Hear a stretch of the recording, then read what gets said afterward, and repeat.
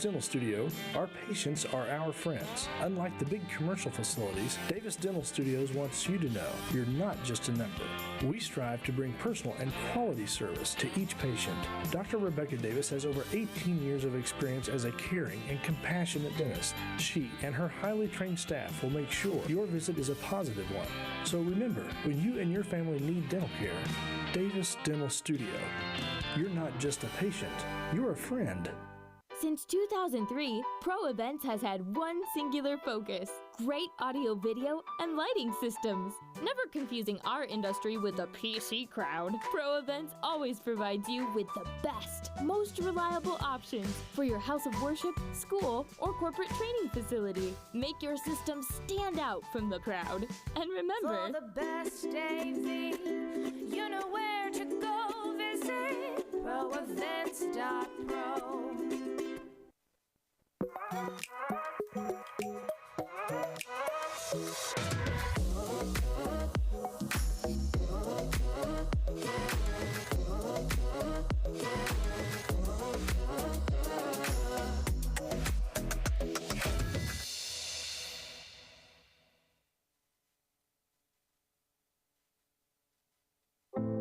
When you have a team of physicians and nurses that really truly care about their patients, that translates into patient care.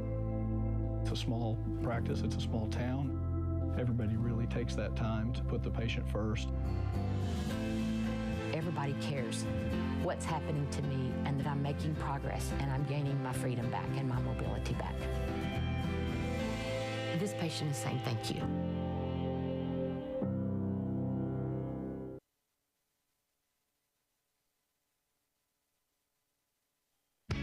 RCB Bank is more than a transaction. We work to make your life easier. We help build your business. We finance your dreams. We grow your legacy. We build relationships with our communities. Come in to find out why our customers always say, RCB Bank. That's my bank. In my mind, I was never going to walk right again. Before we were through, we had walked 23 steps. And that was my first steps of freedom. This patient is saying thank you.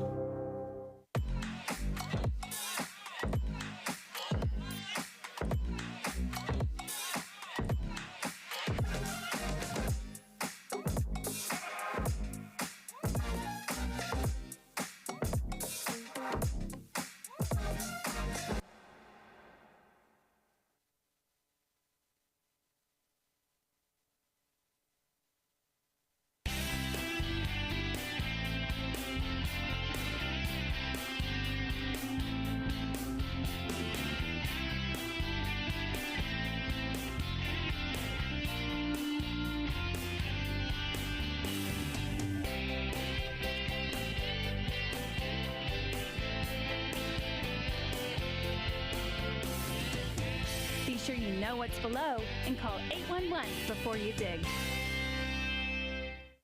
At Davis Dental Studio, our patients are our friends. Unlike the big commercial facilities, Davis Dental Studios wants you to know you're not just a number. We strive to bring personal and quality service to each patient. Dr. Rebecca Davis has over 18 years of experience as a caring and compassionate dentist. She and her highly trained staff will make sure your visit is a positive one. So remember, when you and your family need dental care, Davis Dental Studio. You're not just a patient, you're a friend. Since 2003, Pro Events has had one singular focus: great audio, video, and lighting systems. Never confusing our industry with the PC crowd, Pro Events always provides you with the best, most reliable options for your house of worship, school, or corporate training facility. Make your system stand out from the crowd. And remember, Golly, wow, that's hot. proevents.pro.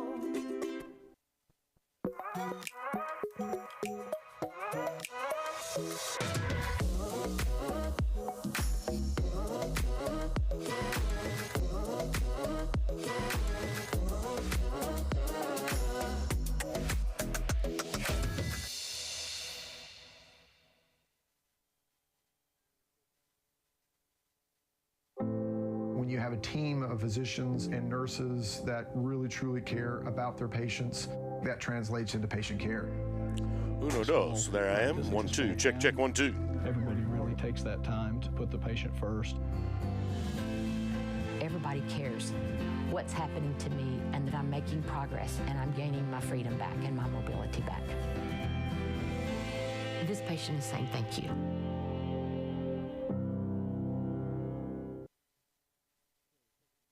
Check 1, 2. Mic check 1, 2. Check, check 1, 2, 3. RCB Bank is more than a transaction. Welcome to Cushing Tiger Football We work 2023. easier. We help build your business. We finance your Thanks, so it might be a little loud in my ear. Just a grow scotch. your legacy. Yeah, much better. We build relationships with our communities. Come in to find out why our customers always say, RCB Bank. That's my bank. In my mind, I was never going to walk right again. Before we were through, we had walked, And testing 1, 2. That seems and that hot. was my first steps of freedom. Could be me though. Patient is saying thank you. Just saying, guys. Nobody's gonna comment on that joke. No takers.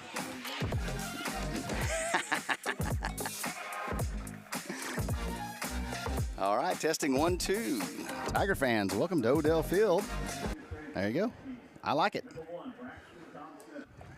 that sound good to you? Check 1, 2. Ready to host Cleveland tonight. He's a little loud for my headset. Hosting the Cleveland Tigers for the one-time decision on who gets to keep the logo Tiger.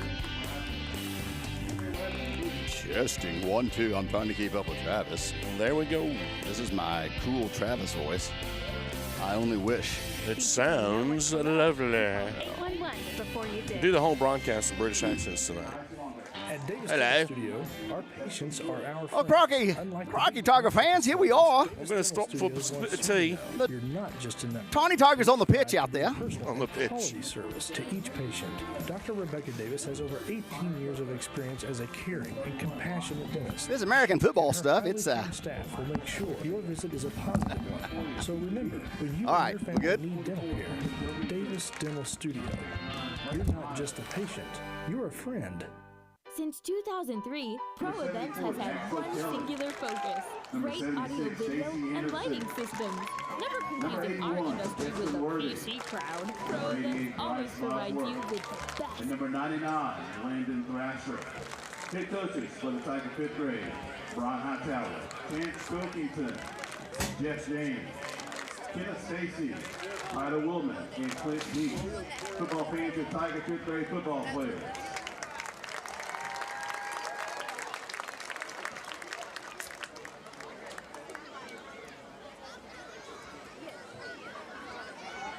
You can have a lot of kids. Man, I mean.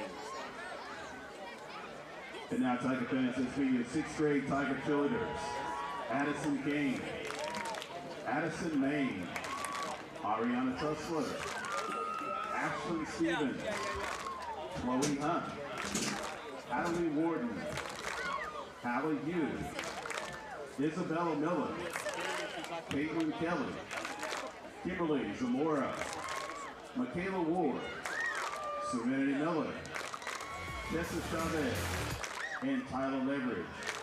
The cheer coaches: Amber Chavez, Kristen Kelly, Laura Green, and Aspen Evans. Your Tigers 6th grade cheerleaders.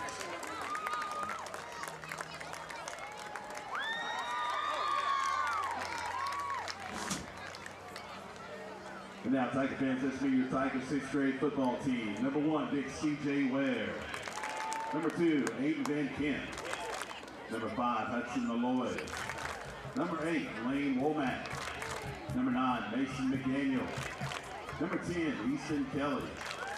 Number 12, Tyler Ford. Number 13, Lynn McIntyre. Number 14, Henry Tao. Number 20, Tyler Butcher.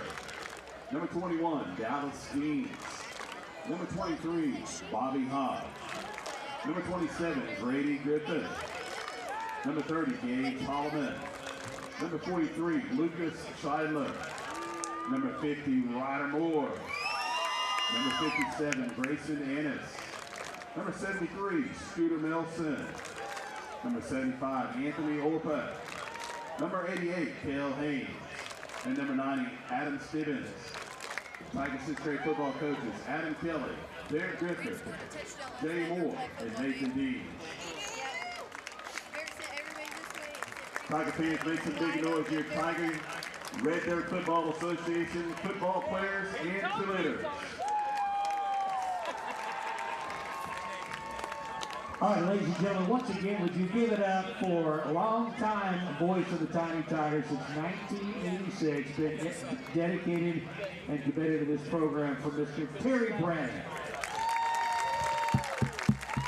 We also want to take this opportunity to recognize and mention our Cushing Youth and Community Center Parks and Recreation Executive Director, which is Mike Wilson, our CYCC Programs Director, Jared Kennedy, and additional staff includes Ryan Kennedy, Sports Complex and Assistant Programs and Administration Director, and Kevin Bowling, our CYCC Physical Plant Superintendent. Would you give those guys a big round of applause?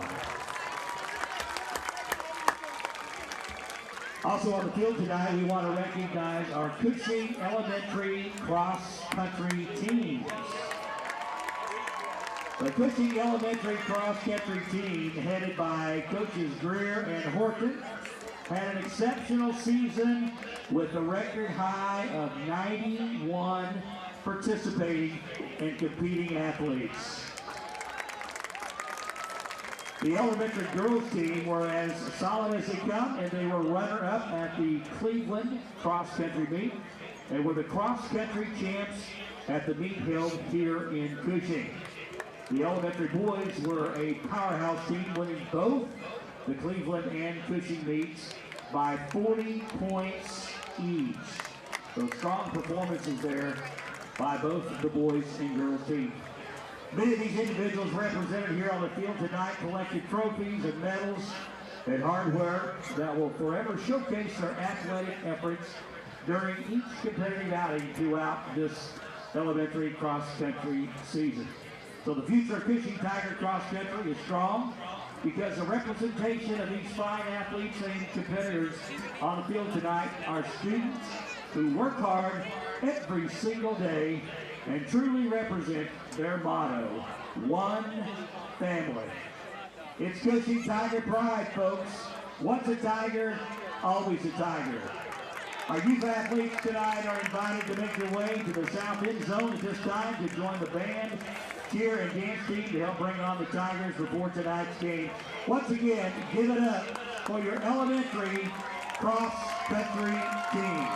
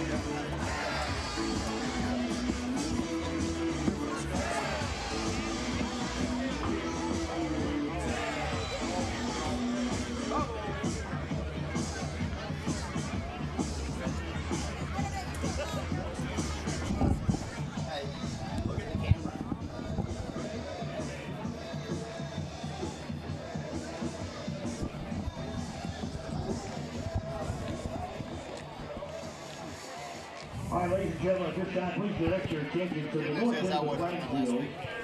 And representing our nation's colors tonight are our local servicemen and women from American Legion Post 108. Tonight's Legionnaires Robert Howe, Don Hobbs, Dylan Mayo, Jeff Sullivan, and Commander Dennis Fisher.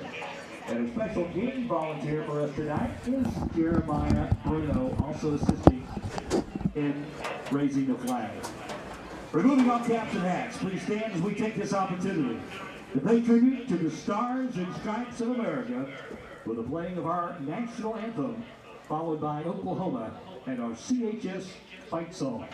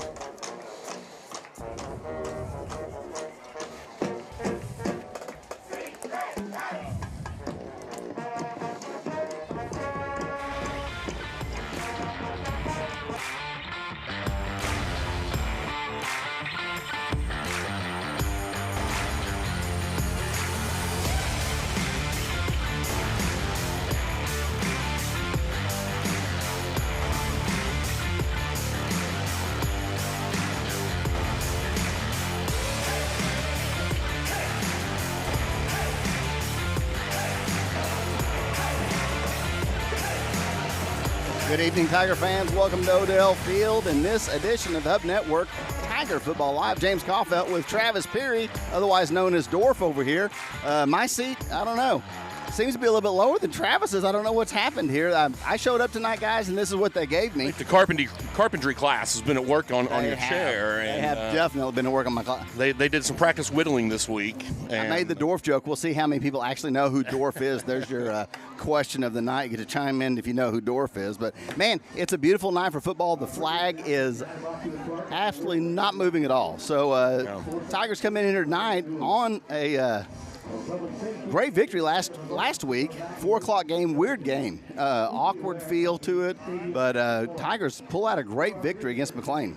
Yeah, and as the coach said, it was a slow start, but once the engine started firing, the Tigers handled business well. And as we look ahead now, after that victory, and McLean has played again since then, they picked up their next loss, I believe, last night against Wagner. So now everything sits now to where the Tigers are in second place in the district, as we predicted. And if they take care of business ahead of them, there's, of course, nobody ahead of them as long as we take care of business. Oologah and Miami round out the top 4 in the district, and as of tonight, that would be the playoff look.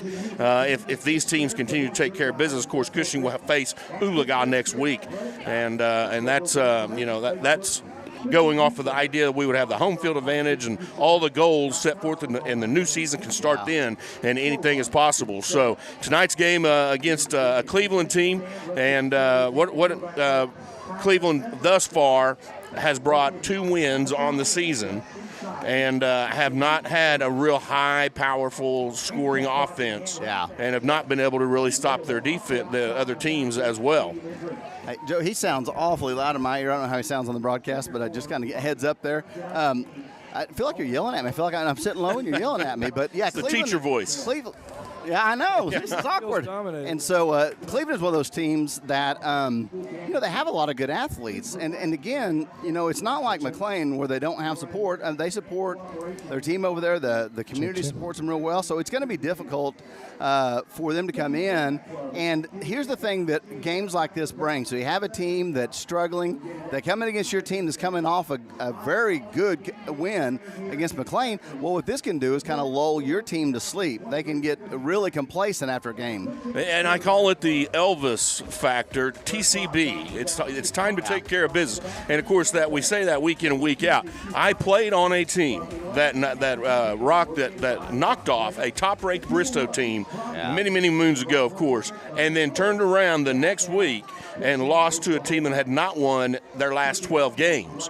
And so those sleeper teams are the ones you sometimes have to watch out for, and you have to TCB. You have to take care of business, and that's been the talk all week around the players and the coaches around the school is Friday night is take care of business. So you guys were the sleeper team. I'm getting this right? No. We had beat a really good Bristow. We were on the way up. Bristow was number 2 or 3 in the state. We weren't really known. So somebody we knocked else them off. was We were on our way up, and then we got turned right around and got bitten right back. So you were saying that somebody else was eating peanut butter and banana sandwiches, and they took care of business. That's right. And you don't want to let things like that happen. And James, leading up into tonight's game, I just did a little bit of looking at kind of what Cleveland's record was. Their one district win was against Skytook. Skytook is currently in last place in the district with no wins, and Cleveland is sitting in that 6th place spot. So they would love nothing more than to cause some trouble here in the last 3 weeks and get themselves as a playoff hopeful. And statewide, Max Preps and Squirtle have Cushing, according to Max Preps, right around number 7, and Squirtle right around number 8, with Poto and Wagner at the top of the state right now. Only thing I bring that up surprises me that Wagner would be as high as number 1 last week, number 2 this week. We play them to a 1-point game at their facility, and we're still in the 7 or 8 range. I think we're a little bit better than that, but that's all it is a state ranking anyway. It doesn't really matter till the end. Yeah, and these rankings, you can see 3 different rankings and come up with 3 different answers. It really is difficult, and especially this time of the season, I wouldn't want to be the state rankings either. I wouldn't want to be trying to figure that out. It really is difficult, and I know I've said this last week, but I'm going to say it again. How smart to go for 2 points, and that was the deciding factor against Wagner. 1-point victory. Like you said, Cushing's still down around 6th or 7th, so we'll see how that changes. And absolutely nothing wrong with that. Nah. 6th or 7th in a state ranking right now is a good, comfortable spot to be as you continue to try to take care of business. Another couple notables in Max Preps, they do break out the players' rankings a little bit based on their scoring and their yards and things. Hillegas is leading Class 4A with 1,725 yards. In the passing category. Roman Tucker is about 15th in rushing. Matheson is leading receiving and leading scoring and leading touchdowns as he has 793 receiving yards, 78 total points scored on 13 touchdowns. Wow. So the Tigers are having some notables in the top rankings, and that's the high-powered offense that we sure expect to see week in and week out, and we sure would again tonight. That's exactly right. And, you know, I talked to Coach a little bit in the interview last week, and I know you guys have talked to him too, how important it was for this group to have as much playing time as they did last year. People forget we lost 22 players at the end of the year with seniors leaving, and so that is gutting a team. And had they not had that playing time, then you're going to have to rebuild completely with players that have to learn on the go. Well, these players got a lot of playing time last week, so they actually came in with some experience. The game was starting to slow down for them. Matheson especially, it was already slowing down for him. I see week by week the game slowing down with Hillegas every week. He's starting to take more progressions. He's starting to take better looks. And you know, he's such a good running back. Mm-hmm. And that's allowed him to be a very good scrambler, too. Well, and I'll just throw that in. You hit the nail on the head to my next comment. In total yards, Hillegas is leading the state with 2,013. So he's leading the state in passing yards. And then you mentioned his running ability. He's leading the state in overall yardage as well. So the Tigers, you know, making some notables is all it is. The idea is still to come out week in, week out, take care of business, continue to build the program, and to see ourselves deep into a playoff run that starts right here tonight, hosting Cleveland. And we're getting ready now with about 3 minutes to kick off. We're getting ready to see the captains meet at midfield and do the coin toss.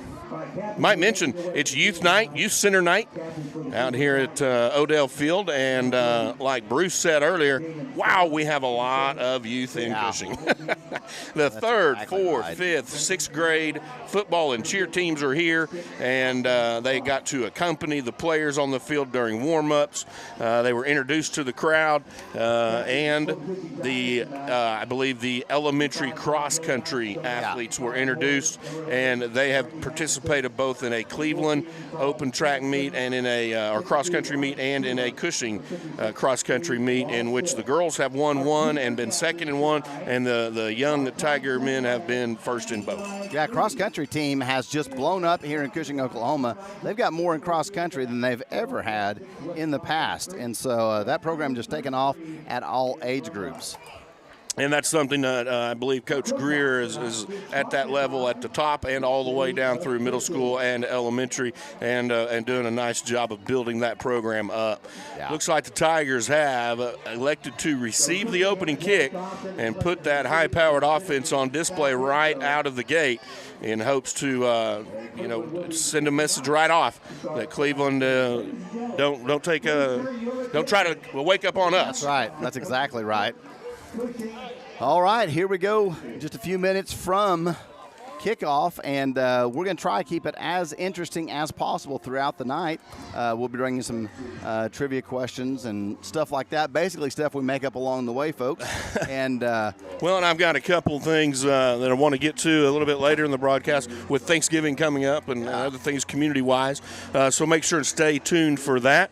We're glad that you've joined us now for the Plains Pipeline pregame countdown, and we are at 1 minute ready to kick things off, and the Tigers have joined in the helmet, and the kids are out to welcome them on the field. We'll be right back with live action. We're going to stay right here with live action as the Tigers get ready to take the field.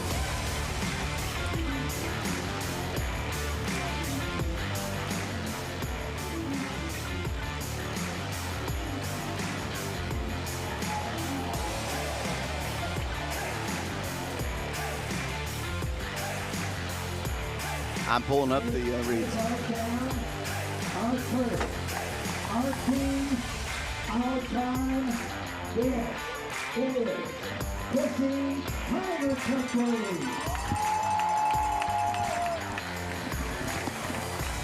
Ladies and gentlemen, make some noise for the coaching staff. The six-year head coach Rusty Morgan and the 2023 Cushing Tigers.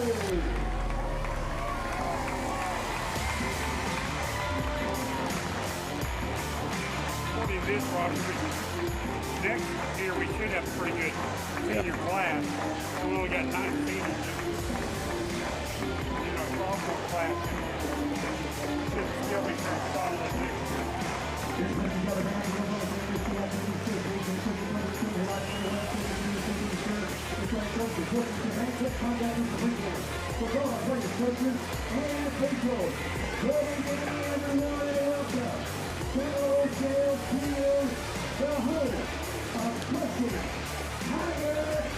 Travis, as we see the Cleveland Tigers and the Cushing Tigers take the field tonight, you can see a stark difference just in the size of the teams. Cleveland has a good squad out there. A lot of people out for football. Cleveland is one of those schools, a little bit of a conundrum for me. I'm not sure why they struggle year after year to get things going. And we just hope that tonight's not the night that they do. So. Well, we see that in different programs, and one of the things that Bruce had just pointed out is, you know, this Cushing squad has 9 seniors, and they're making their way through only two losses so far on the season, and they've got 20 juniors behind them and 22 sophomores behind them, and that makes a big difference when you're building a program and graduating less. And like you said, when we graduated a huge bunch last year and can come back right out this year and be competitive like we have, that's a big testament as the Tigers get ready to receive this. Take a look at the schedule coming up. Here's our schedule coming up, and you guys can see it better than we can. I had to pull it up a little higher. So we're at Cleveland here at home. We'll go away to Oologah next week, come back home for senior night against Skytook. Travis, I don't see any reason why the Tigers, on paper, should not win out the district. That's certainly the intent, and I think the prediction. However, Oologah, other than just something unpredictable, Oologah might be a team to keep an eye on, and we'll have more on them after the game tonight and get leading up to next week. And the coaches show, of course, on Sunday. Everybody got set, and all of a sudden it got quiet. And I think we have one too many players on the field, maybe. Okay, Cleveland's going to. That might be Tucker Lang that pointed that out to the official. Let them have an opportunity to not pick up a penalty right off the bat. Here's the opening kick for your Tigers, hosting the Tigers. I'm taking right around the 20-yard line after the 25, big hole. I believe that's Roman Tucker, makes his way to the 40. Roman Tucker was stopped by his own player. Just kind of ran out of room there, and sometimes that happens. You get a head of steam going, and you're trying to be patient. But the gaps don't always open like you want to, or lanes, I should say. A nice 20-yard return. And we're just underway. We thank you for joining us. Once again, as we go throughout the evening, make sure and make a note of the sponsors and make sure and tell them thank you, as they're able to make this possible free of charge right here on Hub Network. Here's Hilligoss. 3 wide receivers to the near side, and he looks that way, fires. Has Bales. 1 man to beat, 2 or 3 close in. He's inside the 40, call it the 38-yard line, and a nice, easy pass. Nice touch.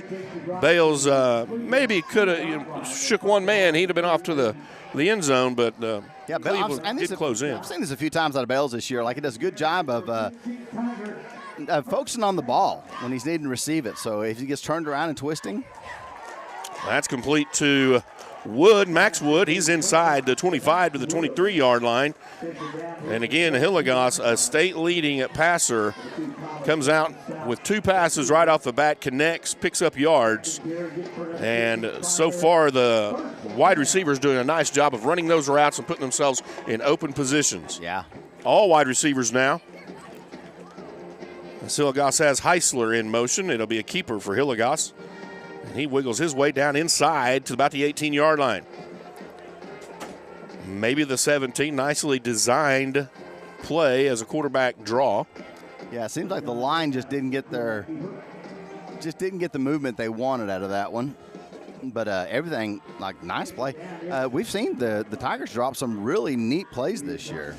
And a gain of 4 brings up 2nd down and 6. The ball now spotted at the 19-yard line. See a lot of flamingos, a lot of skirts in pink, and it's a pink out night here at Odell Field for the Tigers. Hillegas again with a design run. He's down inside the 5, fighting for the end zone. Signals touchdown Tigers. John Hillegas, 2 blockers around the left side. Wow. He stayed in behind them, made that happen, and he made some smart decisions in making the right cuts at the right time to get that ball across the line. He also does a great job of fighting for sticking the ball just inside the pylon as he's being tackled. So Edwards will come out for the point after. Hillegas now on the field, as I believe the rest of the year he'll do the honors of holding. Wyatt DeLong had a shoulder injury. And so Hillegas, I asked the guys, I said, is he ever going to come off the field now? That kick is up for Edwards and good. Tigers have a 7-0 lead with 10.5 minutes left. And I think we can safely say that's the way you want to start. I want to mention a few of our sponsors here. Plains All-American Pipeline, the sponsor of the pregame countdown, reminds you to know what's below. Call 811 before you dig. That's Plains All-American Pipeline. Sorry, I forgot what I was doing there for a second. Davis Dental Studio. Go see Rebecca Davis at davisdentalstudio.com or 918-225-1356. Proud supporter of the Tigers and our scoreboard for all these years. That's Davis Dental Studio. You know, last week, Travis, my wife asked me on the way out the door, I've got 17 of my family members came into my house tonight visiting from Missouri, and she said, how long will the game be? And I said, well, last week it was the longest game that I've ever been a part of in my life. That includes overtimes. Yeah, it was part of what we said. The October eerie feeling was starting to creep in, and the cooler weather had hit, and we were just kind of bum-frazzled at what we were experiencing. But hopefully tonight, like I said, Tigers will put the points up and walk away with a victory. In typical fashion of Oklahoma, last week was nice and cool, 60 degrees. This week it's 81. There's Edwards' kick, and right around the 20, goes out of bounds around the 15. So the Cleveland will start, I believe, at their own 35-yard line. 25, 30, 35? Yes, sir. We'll have an auction here for this one. Hey, Billy Bum. Everybody, Barn Boys, sales about to start. Get a bit of here as maybe it's a 30. I always wished I could do that, and I worked for a guy that was an auctioneer, had won the national auctioneering contest several times, and he tried to show me and finally said, just don't. Well, you just got to start practicing your Betty Botter. That's what he said. Yep. The more I practiced, the more he thought, no, this is not going to work. 10:32 remaining here in the first quarter as Cleveland gets their first offensive possession. And because it goes out of bounds, they'll start the 35-yard line, which is kind of part of the Cushing Tigers kicking game. It prevents returns, and you don't give up a huge, kickoff return. And starting at the 35, you would hope that within that 15 yards you're going to hold them at bay and get the ball turned back over. Try the officials. This is a good group. They're not messing around, and they're either the crowd's so quiet or they're yelling so loud. I could actually hear what they were saying almost in my headset. Yeah. So I was trying to see why they sent number 4 off and number 2 back on. Like an equipment problem of some sort, possibly. Here's the quarterback, fires on his first. And that's going to go incomplete as Lane Wood, I believe, was on the coverage. And nice coverage. As the ball came floating, we see the arm of quarterback for Cleveland, number 11. That was from the 35 to about the 30 on the other side of the field. Pretty nice pass. Fortunately, Mr. Wood was there to knock it away. That's exactly right. Ralston comes off the field for the Tigers. Cleveland kind of in an all-wide receiver bunch set. Fires to the left side, almost picked off. That's Wood again. Well, Lane had a target on that one and just goes right through his hands, and I'm not sure there'd been anyone there to stop him had he got his hands on that. Yeah, got it brought in. He read that and was right in the right position. Incomplete pass will bring up 3rd down and 10. If they keep targeting that fashion, I'm going to predict that he'll jump a few routes tonight if they keep going that direction. Quarterback with another snap with an empty backfield. He'll scramble from pressure, fires one downfield, high end over end. That's going to be as good as a punt as Wood is there to pick it off. Around the 25-yard line now on the return. Picks up a block around the 35. He is taken down to 36. And that was a nice punt and return.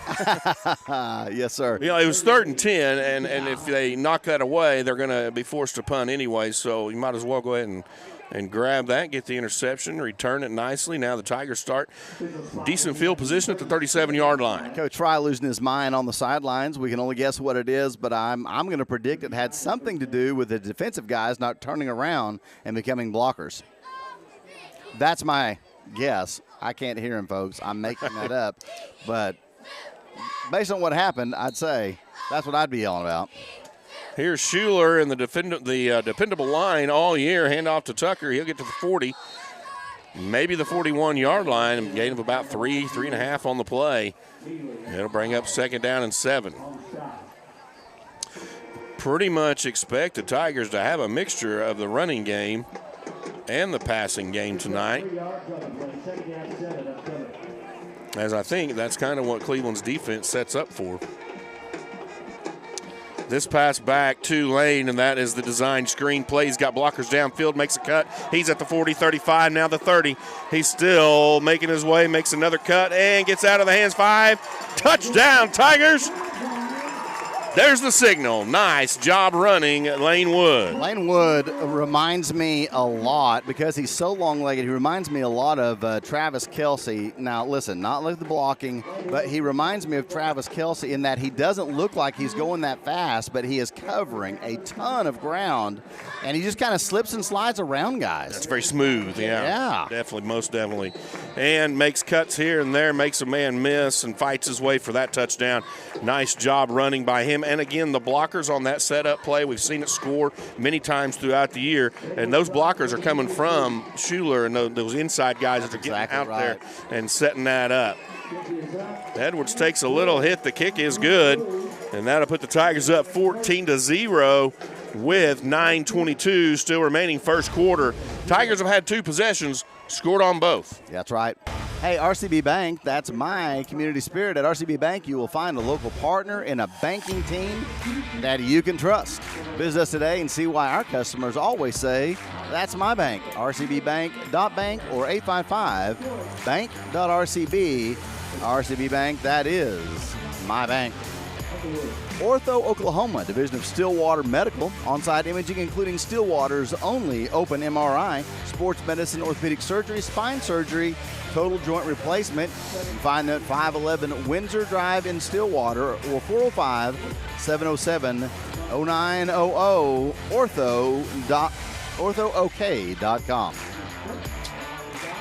All right, well, here we go. Tigers already up 14-0 with 9:22 left in the first.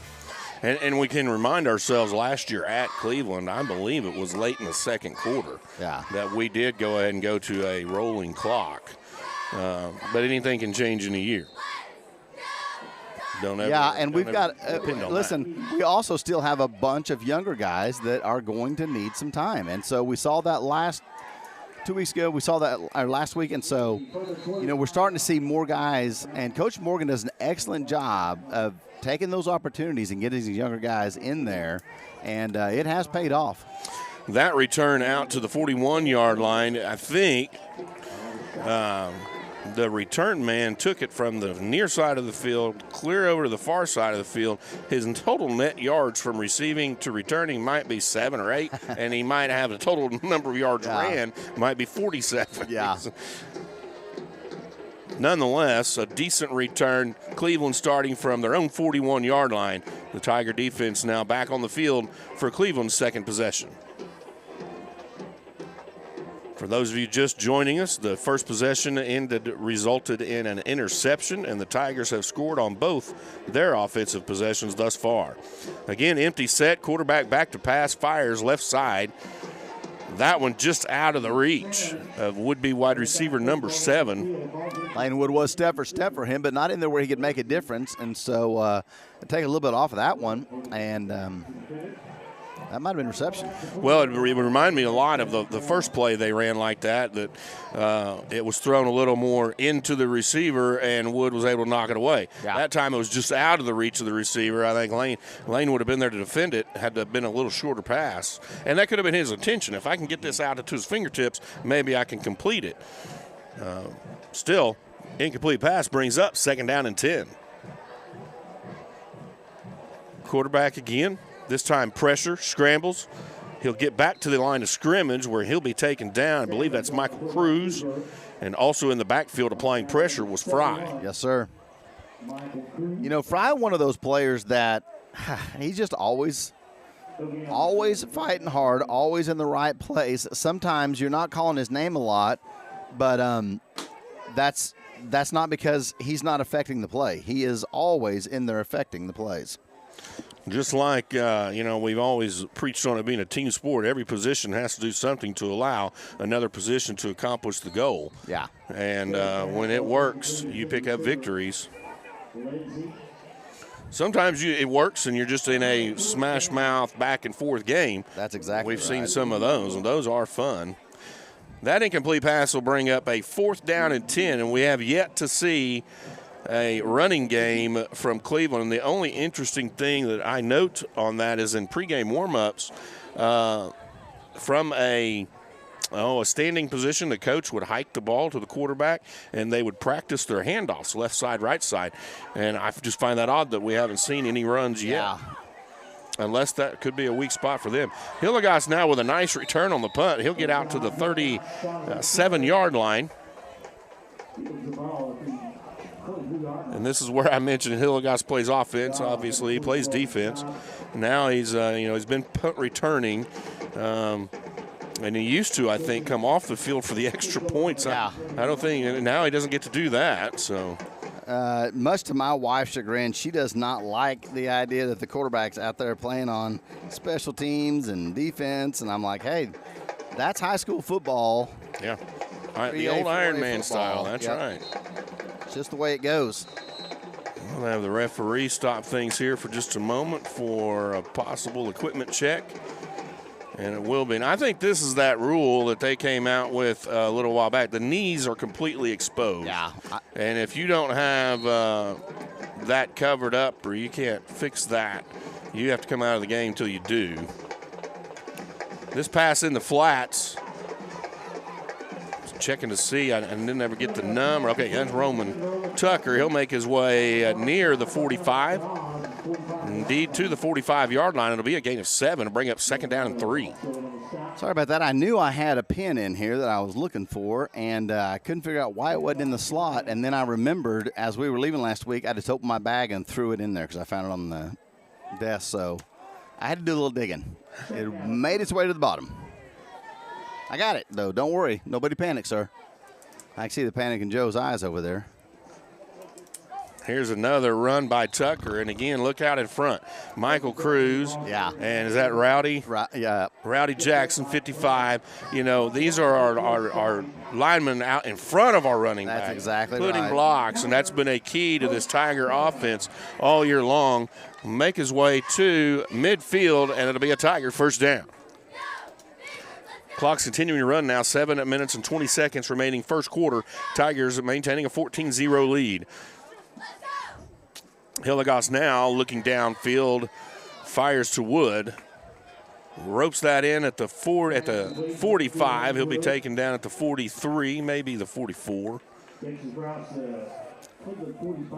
My cousin had texted me. He's like, hey, you guys watching this game? I'm like, no, I'm broadcasting. Again, are you talking about this game? Well, he's in Missouri, so I assumed it was. But he's talking about the Texas, Houston versus the Rangers, 5-4, bottom of the ninth, 1 out.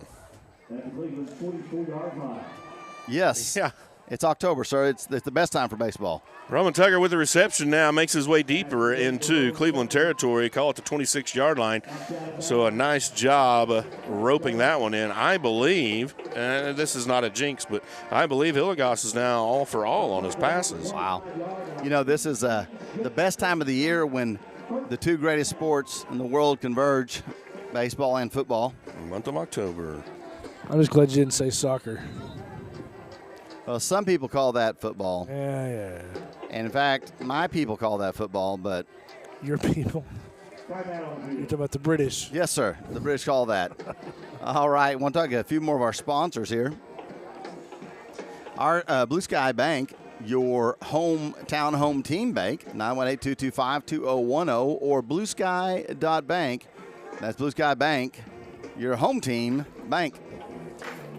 Stillwater Transfer and Storage, AAA Self-Storage, locally owned, 405-372-0577. Let us make moving easier for you. Stillwater Transfer and Storage.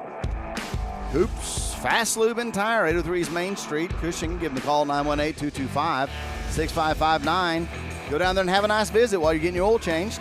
And from some of the nicest people in Cushing. They'll fix you up, get you ready to go. And listen, Doug Cooper is one of those guys that he's like the nicest guy ever. I mean, he would do anything for you, but I have heard some horror stories about that guy on the football field.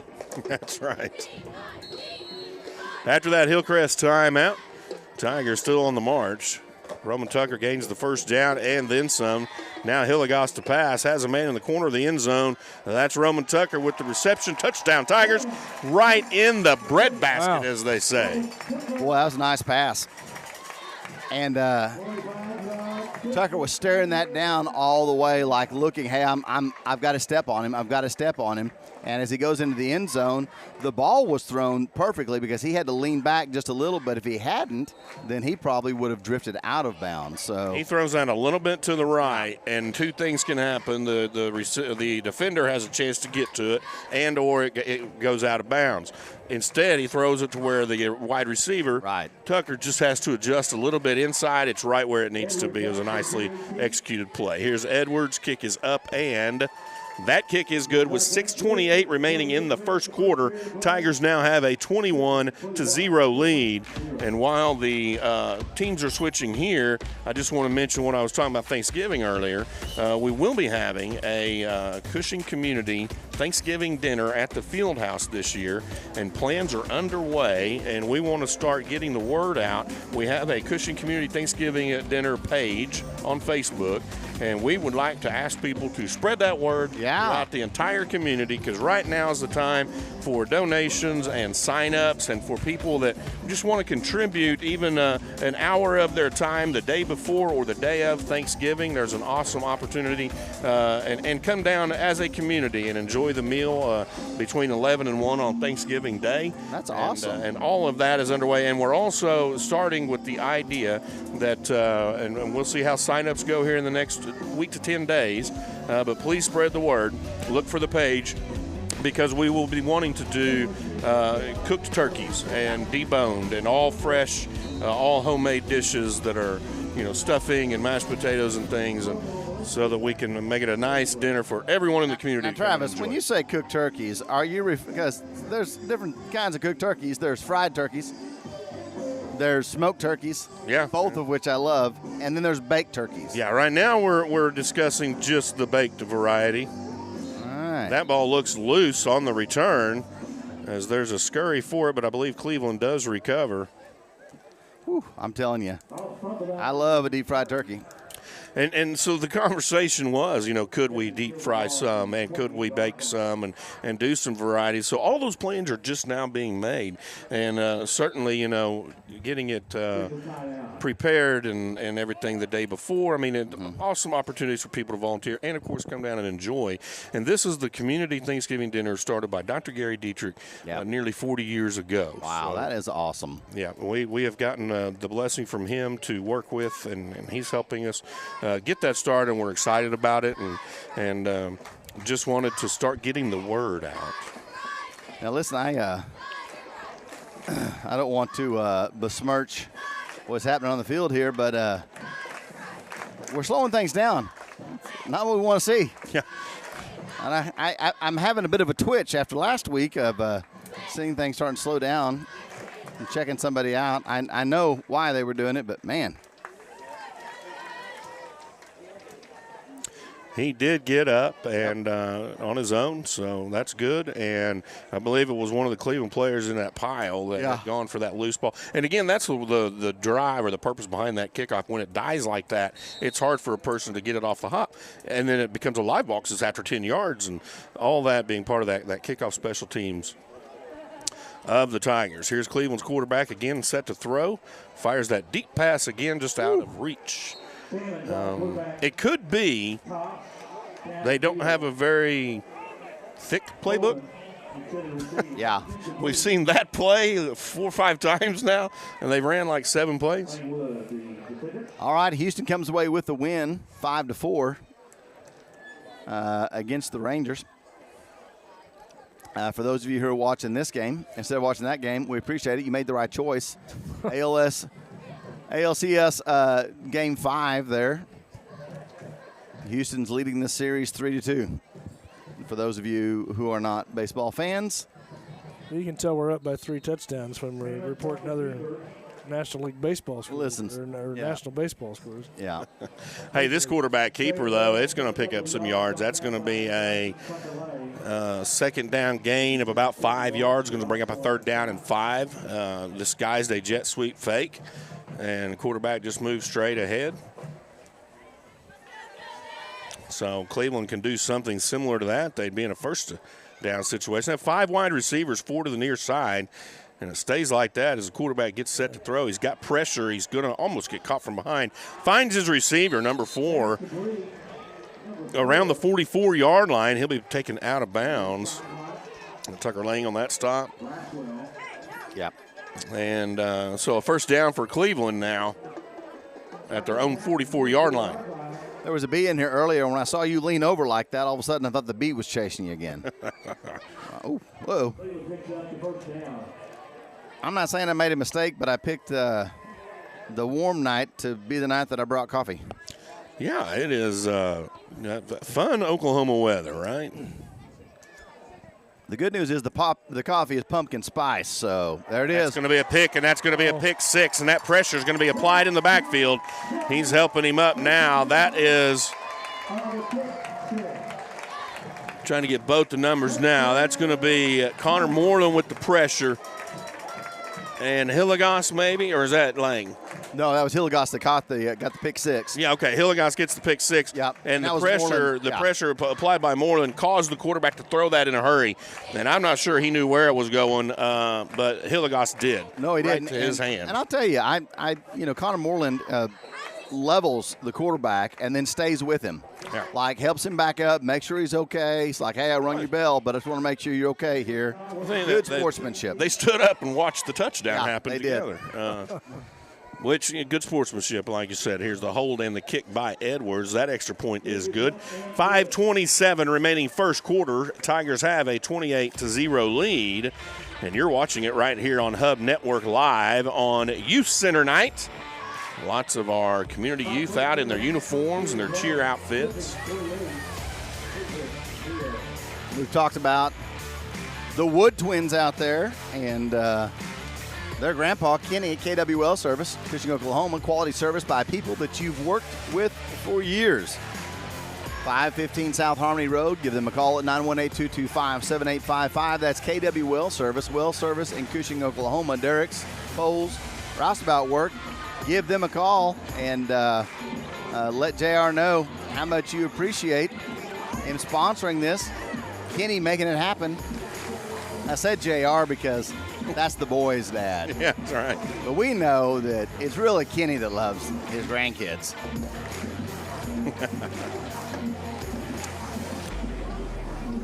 Well, the Tigers set to kick now from their own 40-yard line, 5:27 remaining first quarter with this 28-0 lead. That one will go out of bounds right around the 29-yard line, 28. And Cleveland will start first down and 10 from their own 35. While this is still a competitive game, if we want to call it that, I'll take a moment to be self-promoting here. I like it. For tomorrow on the studio show, we're going to have a special studio show. Daniel Warrior hasn't been back in Cushing for a few years, and he came back today. Actually, he was here at Cushing Public Schools this morning. He spoke to, I think, the high school and then went over to the middle school, I believe. And then from there, he came out to Tech, and he talked to my students out there in the digital media class and was very inspirational to them, along with John Gibbs and Brian Witham. Yeah. All three of them. And they're all going to be on the studio show tomorrow at 10:30 a.m. And you can tune in. Now, they're on the red carpet tonight. Yeah. For the premiere of Killers of the Flower Moon. So that's where they're at tonight. So this will be their first interview tomorrow morning. If I'm not mistaken, he's been on Yellowstone, Killers of the Flower Moon. He's been on several TV shows over the years. Several, and he's got some good experience to talk about, and I think it's really interesting. I think people will like to hear that, and we'll show a little clip of what he was saying to the students today and all that kind of good stuff. So that's premiering tomorrow, right? Yep, tomorrow at 10:30. And then it'll be there. If you miss it, it'll be there for years to come. So that defensive tackle teamed up Ralston and Jackson and Heisler to put the stop on with no gain. So here's another run met in the backfield. That's Moreland. He'll get that tackle with the help of Fry. Now maybe we see why they don't run very much. Yeah. Tiger defense dialed in anyway. That's going to be a loss of one. Bring it 3rd down and 11. And Tiger defense looks to hold here. The punt earlier was pretty good distance, so Tigers can hold here, turn the possession back. They'll have, nearly 3.5 minutes to score before going into the second quarter. There's that move by Moreland inside. He doesn't get there, but Heisler does. Moreland put a move on the offensive lineman. Yeah. They about have to double team him. Heisler came from more of a defensive end tackle position. And the tackle on the quarterback got him a little shaken up. Timeout by the officials. So as the Cushing's trainer runs out there, Cleveland's trainer, 2 of Cushing's coaches to check on the quarterback, make sure he's okay. And here comes a Cleveland coach as well. Want to mention a few more of our sponsors here. Broken Arrow Electric Supply, established 1977. Go check them out at 82 East North Street for all your electrical supply needs. That's Broken Arrow Electric Supply here in Cushing. Give them a call, 918-225-0600. Oklahoma Community Credit Union. Join today. Membership is now available to everyone. 2 locations in Stillwater, 311 East McElroy and 1811 South Sangre Road in Stillwater. OKCommunityCU.com. That's where you find them. Give them a call, 405-743-3328. And they are federally insured by NCUA Equal Housing Lender as well. Well, the big sack on 3rd down will bring up 4th down and 18. And here's a punt. I believe somebody might have got a hand on that one. It's going to come to rest right at the 40-yard line where Cleveland will down it. The Tigers will start out in good field position from their own 40-yard line with 3:26 remaining in the first quarter. Hey, how about that? I said 3.5 minutes to score, and we got 3 minutes and 26 seconds. There you have it. Not too shabby. Not too shabby, sir. Tiger offense thus far has put 14 on the board. The defense has shared in the task and put 14 on the board, or has it been 21 and 7? 21-7. 21 and 7. Offense has scored 3 times, so they're back on the field now. 2 picks. One of them was a pick 6 by That's Helgoss, the other pick didn't go all the way. That's right. But then he actually got to go in for the touchdown 2 plays later. Mr. Wood. Going to the running game. Roman Tucker finds room on the far side. Now he's across midfield, cutting back. Oh, look at this. Back towards us. He's got nothing but green. He'll be caught from behind, taken down just inside the 30-yard line, or right at the 30-yard line. So a nice running play for Roman Tucker. We mentioned in the pregame some of the state leaders. He is currently in the number 15 spot in the state for rushing numbers. is a patient running back, and he just sits in behind his blocker, waits for that to open up, looking for which direction is going to open up, and then takes off. Where Fry is number 4 out there is the kind that puts his head down and just run over guys, as we're fixing to see right here. Yeah, he gets the handoff straight ahead. He is a downwind runner or downhill runner all the way. He'll get to the 26, maybe the 27, closer to the 27 maybe. And a nice gain of nearly 5. It'll bring up 2nd down and 6, I believe. Scoreboard says 7. Sharon Sissom runs the scoreboard, and we work together on junior high games and things, and we always kid each other and give each other a hard time with, PA versus scoreboard. Sometimes she'll say, oh, gosh, I'm off a yard, but I'm just going to leave it. It's kind of fun. Sometimes it's easier just to leave it. The scoreboard yardage is for our information only. It's not an official documentation. The official documentation are the orange poles out there on the visitor side. Tucker gets down inside the 20-yard line, gets to the 18, be a 1st down and 10 for the Tigers. And it's really funny because in junior high games you get referee crews that are not oh, boy. There's a touchdown for the Tigers. We'll get back to that in just a moment. A nice pass from Hilligoss, and that's going to be to Lane Wood. That's his 2nd touchdown of the evening. Lane Wood stares that one all the way in. He sees it coming and just drifts around behind the defender to get that. Nicely played, as Wood has 2 now tonight. I don't know if it's really this way or it just looks this way, because that's like the other one. It's almost as if Hilligoss puts it in a spot the defense can't get it, and in this case Wood now twice adjust a little bit to it perfectly, like it's part of the whole plan. Yeah. Don't let the defense get close to it, but this is what you're going to do, and this is where I'm going to throw it. I'm going to put it in there, and you have to find your way to the ball. Edwards gets that extra point, so the Tigers have a 35-0 lead with 1:55 remaining in the first quarter. Back to finishing that thought on the officials is normally your junior high officials are up and coming. Mm-hmm. They might be rookies. They might just be learning some of the ins and outs, so that they're definitely not as sharp on placing the ball as you normally see on Friday nights. And they get the job done. There's nothing wrong with them at all. But it's just comical because she'll often Sharon will say, well, Friday nights is so much easier because those officials are just bam, bam, bam, right on top of this and that, and we'll have to sit there sometimes and wait. Where's the official going to put it? And like I said, they do a great job. But it's just I guess it's comedy to me between everything that goes behind football games and making them work and making them happen. And a lot of times people don't realize. It really is that, and it's just like in anything. The more you do it, the easier it is to make the calls, the quicker it is, the cleaner it looks. And so some of those guys, as you said, are just learning. And your brain doesn't quite click as fast. The game has to slow down for the officials as well.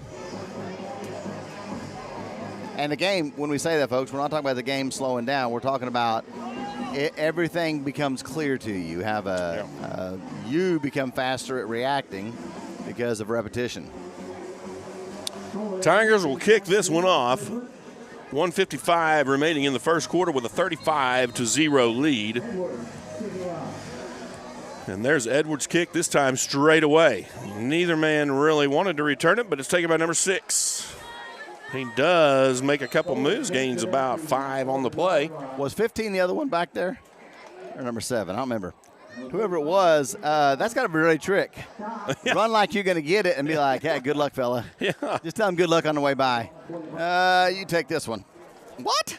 Yeah, and fortunately he got a couple good hops and it came up into his, that's what happened earlier is it died on the ground and then everybody's diving for it.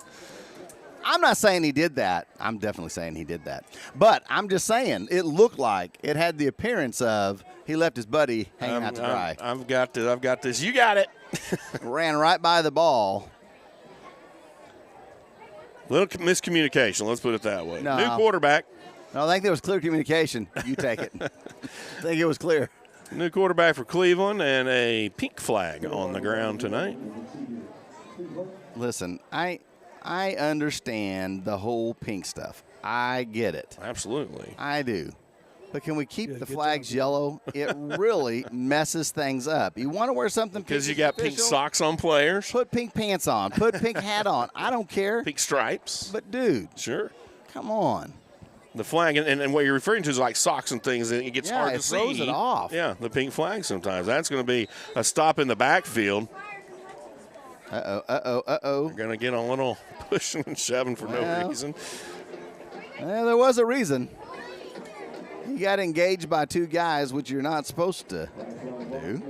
And there was a couple extra pushes as he fell over. It's one of those you go low, I'm going to push him over you. Yeah, and so here's what, we're talking about Moreland, of course, and they get him off the line and downfield, which he's been in the backfield most of the night. The nice thing about the Tiger defense is, okay, you got me, but I got 10 buddies right here, and we just tackled you in the backfield for another huge loss. This will be 2nd down and 18. That high snap is controlled, and Moreland he is in trouble. Moreland, you could see his leg twitching after that one. He wanted it, goes to the other side, goes to the weak side, and just crashes through the line. There's a host of Tigers in the backfield applying the pressure and eventually the stop. Forward motion around the 10-yard line, and this will be 3rd down. 3rd down and 25. That's a quarter of the field, sir, if my math is correct. Isn't that right? I've been told that math does not change, but they found a way to change it. They did. But a quarter is still a quarter. One of the funniest comedians right now is also one of the cleanest comedians. His name is Nate Bergazzi. In fact, my wife and I are going to go see him on Sunday night. We're pretty excited about that. But he has a whole bit on how he was trying to teach his daughter math during the pandemic. Yes. And he said, okay, the whole way we do this is the answer is still the same, but you have to take a different path to get there. He said it's a lot like the front door still works in my house. Yeah. But when you get there, you got to walk all the way around the house and come in the back door. That's right. That's a pretty good way to put it. The math does not change. You are correct. And the path that we're on right now is it's the end of the first quarter. Tigers have a 35-0 lead over the Cleveland Tigers. And they're awarding a game ball out at the 30-yard line. The cheer and dance are throwing trinkets into the crowd. Can't really tell what those are. Maybe, little bitty footballs. Yeah. Little bitty. And they're blue, I think. Little bitty. It's kind of a dwarf night all the way around. Oh, yeah, there we go. I almost got Joe Kennedy almost caught that one. He didn't realize it, but that was coming right at him. I had no chance of catching that. No, it was coming right at you. We really need to. Bruce, there was one for you. We need to challenge a few of the cheerleaders that around the school to try to get one through the window for us sometime. Yeah. Hey, listen, the minute we do that, they're going to do that. Absolutely. With the larger football when we're not looking. We're going to be wearing one of those. This 4th down, the punter will stand at the goal line. And that will be blocked. Oh, gosh. And I don't know. Cleveland catches it and runs with it. But it was blocked. Cade Ralston, I believe, in the backfield. He did a nice job. He came through, I guess, virtually untouched, but instead of wiping the punter out completely, he just went to a straight vertical position, had his hands up, and the punter tried to adjust. The kick went wayward. I'm pretty sure he got his hands on it, and we turn around, and Cleveland's trying to advance the ball. The Tigers are going to have it 1st down and 10 from the Cleveland 11-yard line with a 35-point lead just 6 seconds into the second quarter.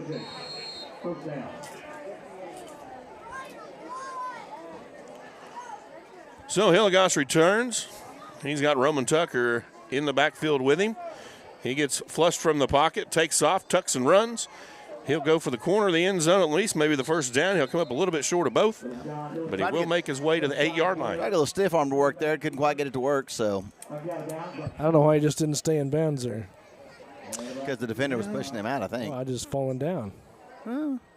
You're referring to clock management. Yeah, exactly. I see what you're you saying. You don't always have to do that in the second No, quarter, but no, I got you. I wasn't following. Yeah, I see exactly what you're saying. It would have sped up the game. It is reminiscent of the games last year. They got tough to call after a while because the scores were so blown out. That pass to the end zone is to Matheson, and that's going to be his first touchdown of the evening. And again, ladies and gentlemen, that is the state leading receiver, scorer, and touchdown. He just added number 14 on the year, and that's all according to Max Prep's that is rankings. John Hilgosh you're talking about. Well, Matheson on the reception. Oh, Matheson. Yeah, but Hilgoss is leading the passing, and receiving is Matheson leading the receiving. It's you know, pretty impressive. It's almost like one is throwing the ball to the other. Exactly. Something like that.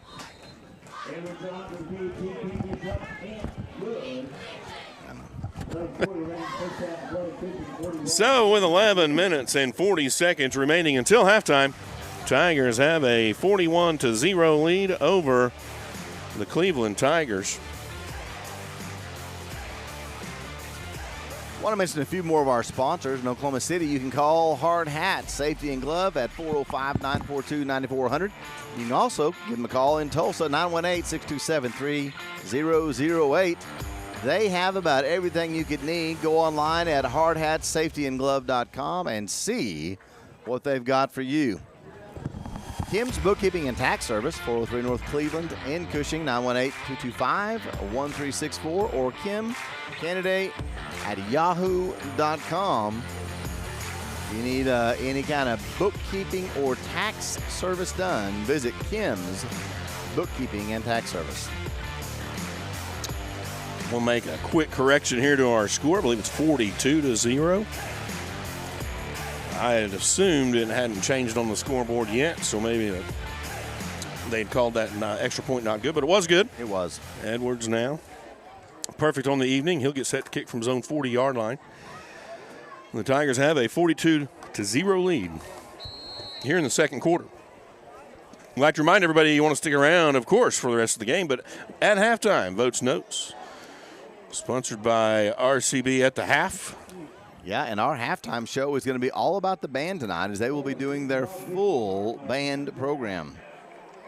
Very cool. They've been in competitions, and I don't know, Joe. Do you call that marching program? Do you call that the band program? What do you call that? Well, it's you call it program. Yeah, it's the band program, but as they would probably point out to you, a band is a full year season. There's no fall season, marching season, concert season. It all works together, and so. They've got a sweepstakes at the OSSA competition in Lawton, and that is the first step in getting a sweepstakes for the year. So you're going to go to concert season and hopefully do well in concert season and sight reading and all that stuff. And so that's what the band's shooting for. But tonight will be the last performance of their marching show. They did guarantee us that they were going to do it again this week, and so we'll get a chance to see a well-polished show after in the last 10, 15 days they were in competitions 3 different times. So. Yeah, mics and cameras will be on them during halftime.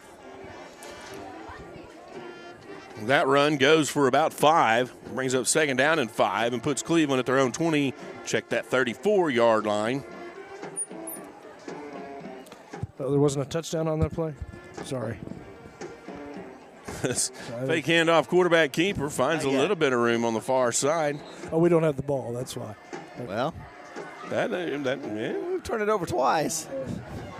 We've picked scored off one of those. 6. Yeah. Actually, we scored off both of them, but one of them was an immediate score. Yep, points off turnover.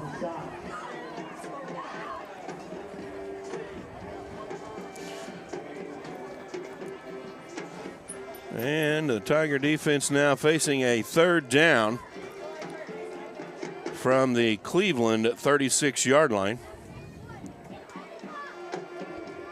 Well, as a lot of people always say, well, they're the Tigers too. You can't just say Tiger. Yeah. I say, yes, I can. Yeah. We're the Tigers. They're Cleveland. We are our Tigers. You're the visiting team. You'll be referred to as Cleveland. They're Tigers. That's fair. Or Cleveland. Yeah. It's fair. In this stadium, we are the Tigers. That's right. And it's not disrespectful. It's still, that's how we determine the difference. Yeah. That handoff straight ahead maybe goes for a yard. It'll bring up a 4th down and 2. Whenever we started this years ago, the school gave us the booth down there on the end. So my wife been looking for which chair she was going to purchase, and Joe's wife too, purchased the chairs down on the end. Yeah. And she could wave at me and make little faces, in the window. And then the school moved us to the other end. And now, does it bother you that they didn't follow you? Maybe they're trying to make a point here. It wasn't very surprising in my case. I don't know. I'm not speaking for James. But.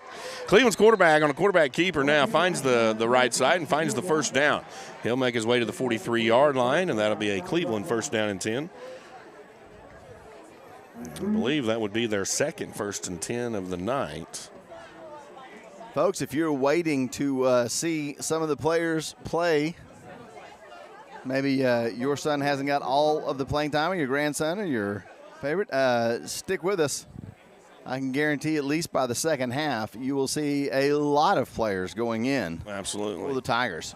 And we figured out, for a couple weeks we had a hard time deciding who number 17 was, and now that I know who it is, Bryce Ward, when you see, some of these kids, when you see them run, you can kind of recognize who they are. Once you know the names, like, yeah, I see it now. That's that Ward kid. Yeah. The original roster that we had was 2 Lane Woods. Yeah. We knew that wasn't the case. As here, Ty Lucio comes in, another addition we made to our roster. That's right. Fact. Lucio been a great addition to the Tigers as well. He's he fills up the middle. Yeah, he does a great job against runs. Especially on run defending. And you see the Tigers now facing a 2nd down and 6. And, with a 42-0 lead, it's not that you're trying to say we need to stop the run, but you still stick to what you do.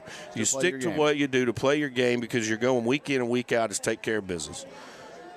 Now, I'm not very good at math, but if you had an accidental Lane Wood on the roster, that would have made 3 people that were identical to looking like Lane Wood, which is too many.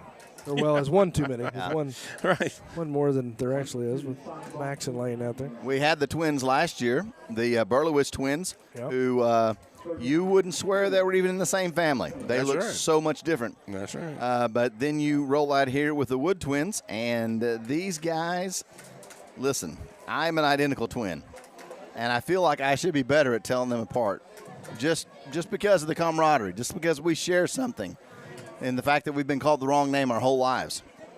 But when you're identical like that, you just get used to answering to both names. Hey, here's a pass thrown by number 18 to number 7, and that's going to be complete, and he's going to make a cut and make the end zone. And that's the first pass I think we've seen number 18 at quarterback throw this evening. So the Tigers secondary may be getting a little sleepy on that play. Yeah. And give up a big pass play to the Cleveland's offense. A little sleepy on that one, but credit to Cleveland. That was a nice pass by number 18, but even better, the receiver, as he catches it, rolls out, and we see some speed. Yeah. I'm like, okay. He saw a little opening, and nobody was catching him. And they set that up to the side of the field where they had one-on-one coverage, and there wasn't a deep secondary that was shading one side or the other. I think the Tigers had gone pretty much to stopping the run, and it worked as far as timing goes. It worked out in Cleveland's favor to put 6 on the board. So here's Cleveland with the point after a touchdown. Looks like they'll go for 2. That'll be a quarterback, rolls to the right, finds the pressure, throws it up for grabs, and that's going to be almost picked off, almost recepted, and hits the ground. 7:04 remaining in the second quarter. Your Tigers are up 42-6. Producer says, stay here. I'm getting about tired of seeing that flat hand of his. He says, stay right here, fellas. Yeah, stay right here. And we do what the man says. Clayton's Land Service, LLC. Pipeline maintenance, welding, track, backhoe, dozer, dump trucks, haul trucks, right-of-way clearing, weed control, mowing, sandblasting, and painting, power washing. Clayton's Land Service, 918-223-5801. And yes, I referred to you as the man. Well, we do what the man says. You made it sound a little dictatorial there, like I have no choice. Now, the truth be known to the viewers is I can be drug around by the nose by commentary all day long. I only do what my boss says, folks. Don't let him fool you. Yeah, don't let him fool you either. If he says stay, we stay. Just because they can't reach in here and push a button, they would go. Yeah, this has been a little different since those games when it's in arm's length. It does make a little bit of difference. Yeah. You're not wrong.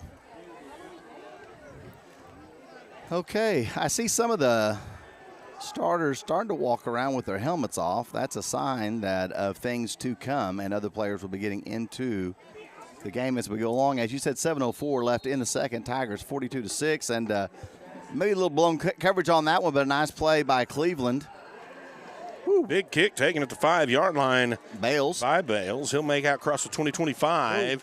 He'll be taken down around the 32-yard line. Listen, Brock Bales is just an athlete. He really just has that at everything that he does. He's a great middle infielder, got good footwork on baseball, and just one of those kids that you like to see develop. And it seems like he's getting stronger and healthier, and had some back problems last year in the baseball season. And so, man, it's so good to see him make things happen. His dad, the president of RCB Bank, and we're just glad they took his athletic ability from his mom. You guys pass that along to Curtis if you're listening. Quote, James Caulfield. I was going to say, I cannot take credit. This pass complete to Matheson, and Hilligoss will take credit for that as he gets out deep in, and he's still on his feet near the 20-yard line. They're going to mark him down around the 24, and what a connection for Hilligoss to a wide-open Matheson. Ran the route perfectly to get himself seen and connected. That's exactly right. Matheson catches the ball with his back to the end zone and gets turned around, and then all of a sudden sees a lane off to the left, an angled lane. Not one of the twins. Not one of the Woods. No, not Lane Wood, but an actual running lane, and he's gone. He catches another gear and tries to find the gap. Bales puts a move on, able to gain 3 or 4 on this play. Looks like a gain of 3 to bring up second down and 7. You know, here we are. It's a hot night. I'm looking at 71, 52, Korschuler, 56. You know, these guys just now put their hands on their hips to get the play, and that's pretty normal as they're going up to the line. But, you know, it's impressive to see on a hot night after you've adjusted the cool weather, linemen that are they're not gassed at all. Just like Roman Tucker, who just found the end zone, touchdown Tigers, and he used the gas pedal to make that happen. I see what you did there, sir, and I like it. Yeah, he made a move or two and turned on some speed to find the end zone, and it nicely blocked. Well done, but really executed well on his part. 5:54 remaining. Tigers go up 48-6. Did you have an over-under tonight? I did not. Yeah. Well, it's over 54. I think. I can guarantee you that. I think, yeah. Here's Edwards with the point after. Up and good again. So 49-6, 5:54 in the first quarter.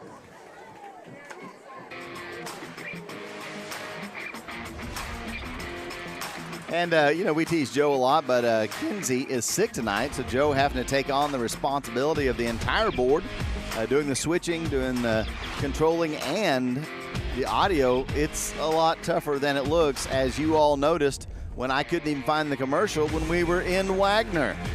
When I had to do the same thing. I'm not saying Joe's making it look easy, but he's definitely making it look easy. Well, I'm not running commercials either. That's see. Oh. Well, listen, this would have been the perfect night because I couldn't find the button.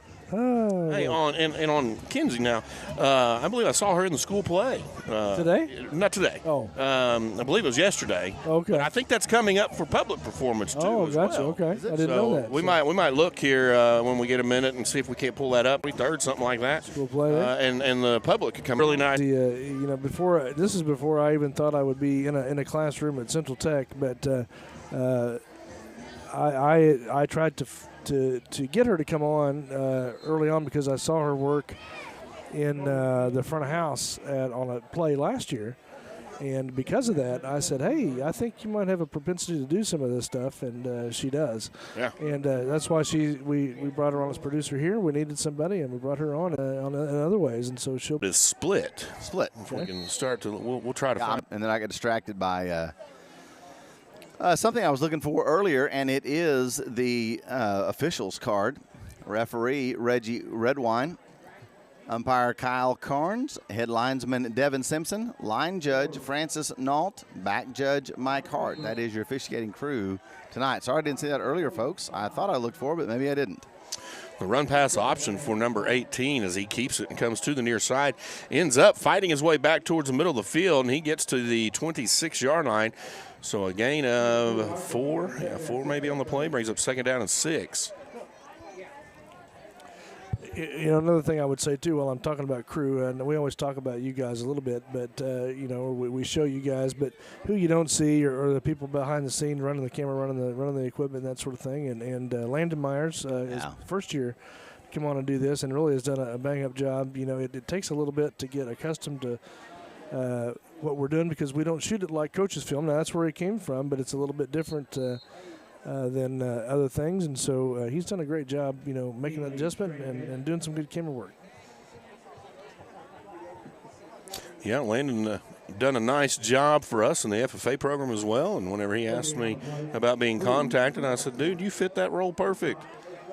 Get right in there. And absolutely, and he's really done well, and it's not sometimes it's kind of a lonely, cold job too. Yeah, because oftentimes he's outside and we're in. Hey, listen, we were all outside in that Wagner game. Oh, wait, Joe Kennedy was not there on that cold Wagner game. The rest of us were outside freezing in that box, and poor Landon had just had his shirt.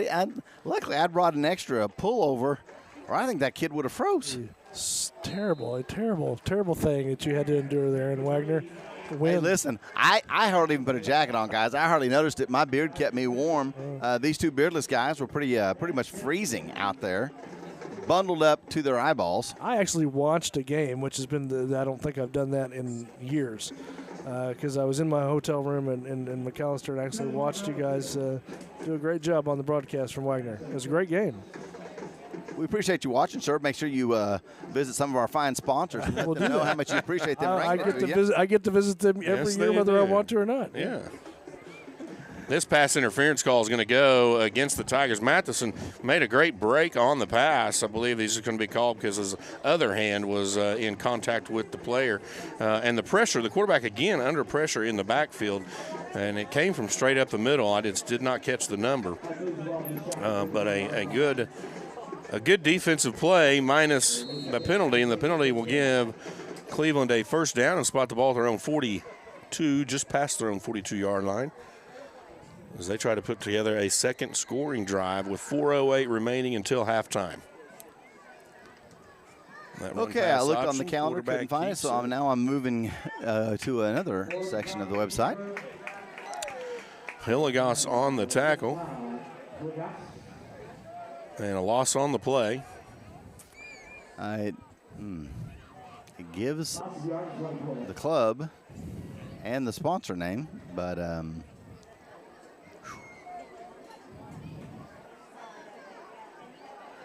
I know. We can find out here when we find one of the drama students. They're always supporting Tiger athletics. So what you're saying is I should have. No, I thought that would be quicker, but I bet if we have to, we'll find somebody at halftime. Evidently, I'm not exactly what they call efficient at finding stuff on the website. Quarterback keeps again. He's met in the backfield, drop for a loss. Heisler on the stop. He read that perfectly as Heisler, the quarterback kept it. Should have given it away probably.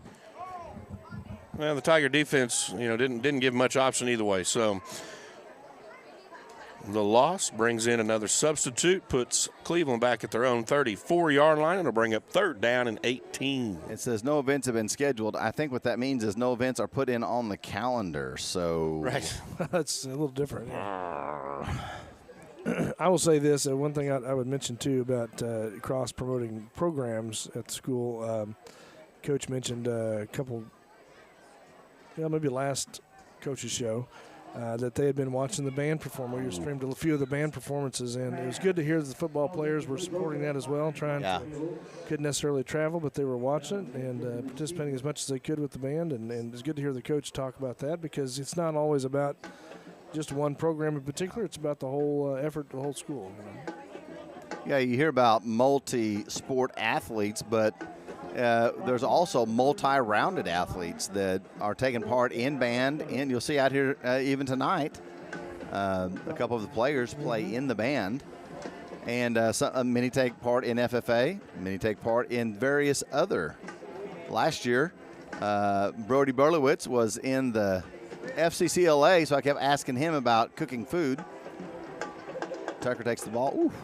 Yeah, Roman Tucker gets the return this time, and there's not much there. He'll be taken down around the 36-yard line. Tigers will start there, first down and 10. 2:20 remaining in the second quarter.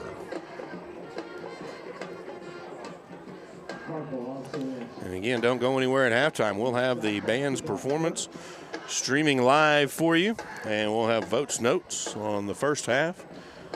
Some of the statistics to back up this 49-6 lead that the Tigers have over Cleveland. You know, if you think back over the years, there's a lot of people that have done well coming out of Cushing. Daniel Warrior, who was an all McDonald's All-American basketball player. I guess he stands about 6'7", 6'8". Yeah, he is all there. Absolutely, and really a heads-up guy. He lives down in South Padre Island. Does some DJ work and that sort of thing in the entertainment business down there, but. He's been persistent in getting into the acting field and that sort of thing, and I think he's got a DC Comics film coming up where he plays the Bison. It's kind of a new superhero, so he's kind of built himself as a Native American superhero. So a lot of success from people coming out of Cushing. I think again, John Gibbs, he also played basketball. He was on I think the team that probably went to state that year. It was back in the late 90s, maybe 99 or 2000. I'm not sure, Travis. You may know better than I, but a lot of good talents come out of Cushing. So. Yeah, indeed. And some of that we even see, right on these last couple plays. Tucker gets a run, and before that a pass way downfield that went to Heisler. So now facing second down and 9. Hillegas on the screen play to Matheson, and he will, Schuler in front of him, find the end zone. Touchdown, Tigers. Nice job, Matheson. Fantastic job, Mr. Schuler. Hey, listen, we've talked about it quite a few times this year, but, Schuler has done a solid job, number one, as a lineman. Number two, excellent job of snapping the ball. That's not easy, and to do it consistently like that, he does. But he also has the speed and athleticism to get down the field. We see him blocking downfield all the time. Yeah, and that's what I just wanted to, kind of to that point, lay it out. He snaps the ball and then passes off whatever his blocking assignment is immediately to somebody next to him. That's the way that's designed to happen. While the ball is being passed in the flats out to the side, then he's allowed to head upfield. So he's basically almost in a start, they're similarly, he can't get too far downfield or it's an illegal pass. Right. And so he's getting out in front, and in that case, all the way into the end zone of his wide receiver, in that case, Heisler. And, you tip the hat every week in and week out to that offensive line and what they do and how they do it. That's what, we talk about that. That's the engine in the car. Yeah. For any football team is their offensive line. 1:08 left in the half. Tigers lead 56-6. Haven't quite got your 54-point spread yet, but not far from it. Just a minor 50-point spread.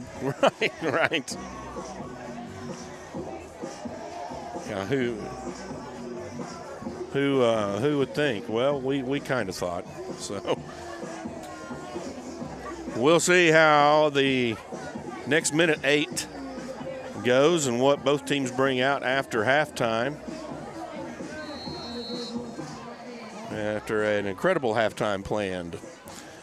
Nice end-over-end kick taken around the 20-yard line.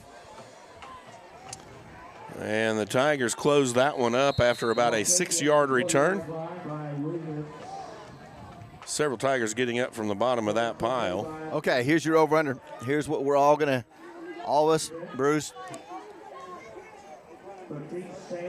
Trav, we're all gonna get on mic here and make for sure. Oh, no. So what is your prediction of whether there'll be a running clock in the second half, or do you think maybe there'll be just a running clock in the fourth quarter? So I'm going to let you guys chime in, and we're going to write them down here, and we're going to see who's correct. I think they're going to run the clock. Make your prediction. I think they want to.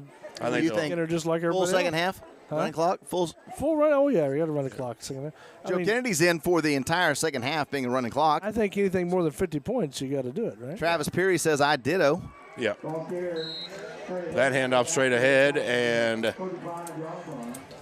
Tucker laying in on that stop. I kind of feel like I need to explain something to you two that I probably should have told before we started tonight. I went back and took a master's class. And after 27 years of not doing academic stuff, I decided to do something academic. I did an all-nighter the night before last working on my final paper. Yeah. Didn't get anywhere. I did an all-nighter last night. All-nighter till 4:30 in the morning. So mostly all night. And I'd slept an hour before. I slept right around 3 hours last night. Sleep deprivation is kicking in. Yeah. So I'm not sure I can be held responsible for the games that I play in the second half. Are you suggesting that your clock may not be running in the second half? I think my clock is it's one. Yeah, it's I think his clock's amped up on Red Bull. You guys need to help me on a little bit of a filter here. It gives you wings. Hey, that's the end of our second quarter and the first half. Tigers have a commanding 56-6 lead, and we've got all kinds of things coming up for you at halftime, including your CHS marching band votes notes. And you're listening to it all live right here on Hub Network. We'll be right back after this quick commercial break. When you have a team of physicians and nurses that really truly care about their patients, that translates into patient care. It's a small practice, it's a small town. Everybody really takes that time to put the patient first. Everybody cares what's happening to me and that I'm making progress and I'm gaining my freedom back and my mobility back. This patient is saying thank you.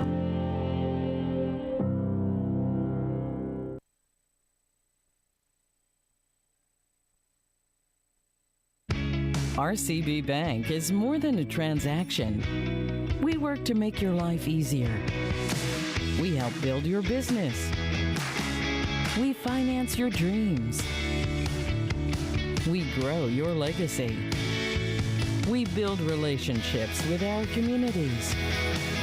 Come in to find out why our customers always say, RCB Bank. That's my bank. Bank of Cushing, a branch of Blue Sky Bank Pawhuska, wants you to know they are still the same friendly hometown bank. Local people that live, work, and worship right here in Cushing. Providing you the same great service, more convenient products and technology, making your local banking experience even better. A great bank serving a great community.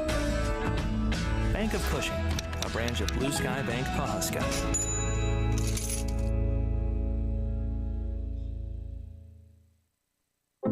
In my mind, I was never going to walk right again. Before we were through, we had walked 23 steps. And that was my first steps of freedom. This patient is saying thank you.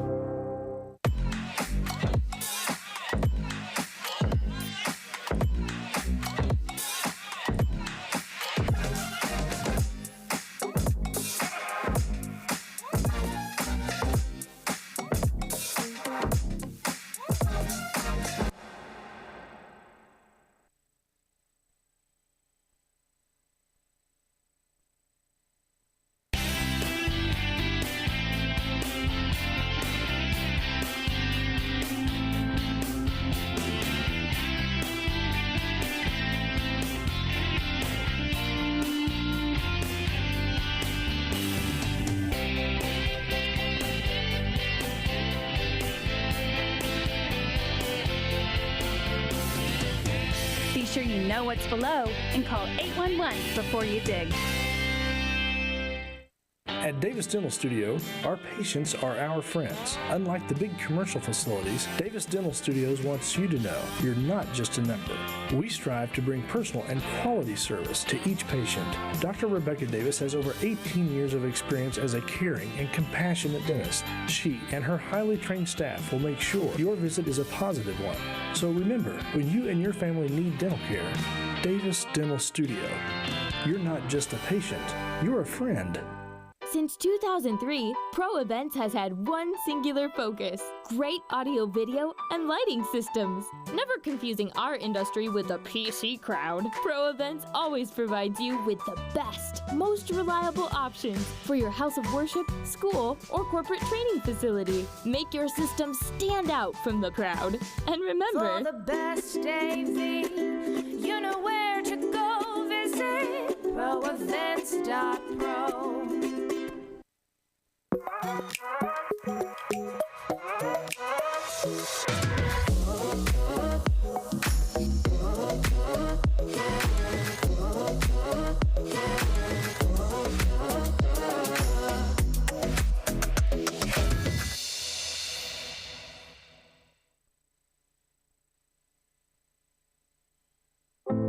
When you have a team of physicians and nurses that really truly care about their patients, that translates into patient care. It's a small practice, it's a small town. Everybody really takes that time to put the patient first. Everybody cares what's happening to me and that I'm making progress and I'm gaining my freedom back and my mobility back. This patient is saying thank you.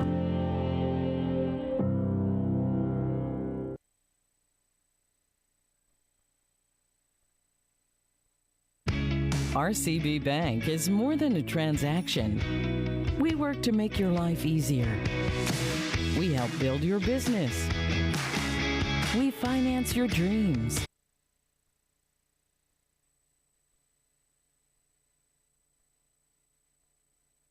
Cushing fans is under the direction of Taylor Langston, Ryan Smith, and Julian Drusilla, with assistance from Danny White.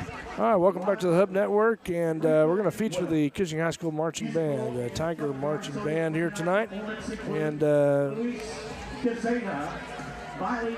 they've performed this. This will be the last time they perform this show. Last time they do, I think this performance is called Time Marches On, I believe.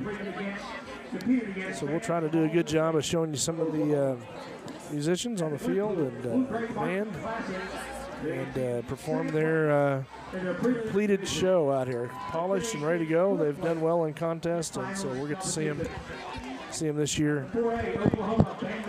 Typically we'd bring this to you a little bit earlier in the year, but it just didn't work out on the schedule quite the way for a completed show. But they've been on the road for about 10 days, 3 contests, and lots of different games they had to be at and play at, but they finally gotten to this point. So we'll stop and listen in here a little bit and listen to the Cushing High School Marching Band. So give it up for these students and all their hard work. And now, Cushing Public Schools is proud to present in their final performance of As Time Goes On, drum major Tyler Doman and the Cushing High School Marching Band.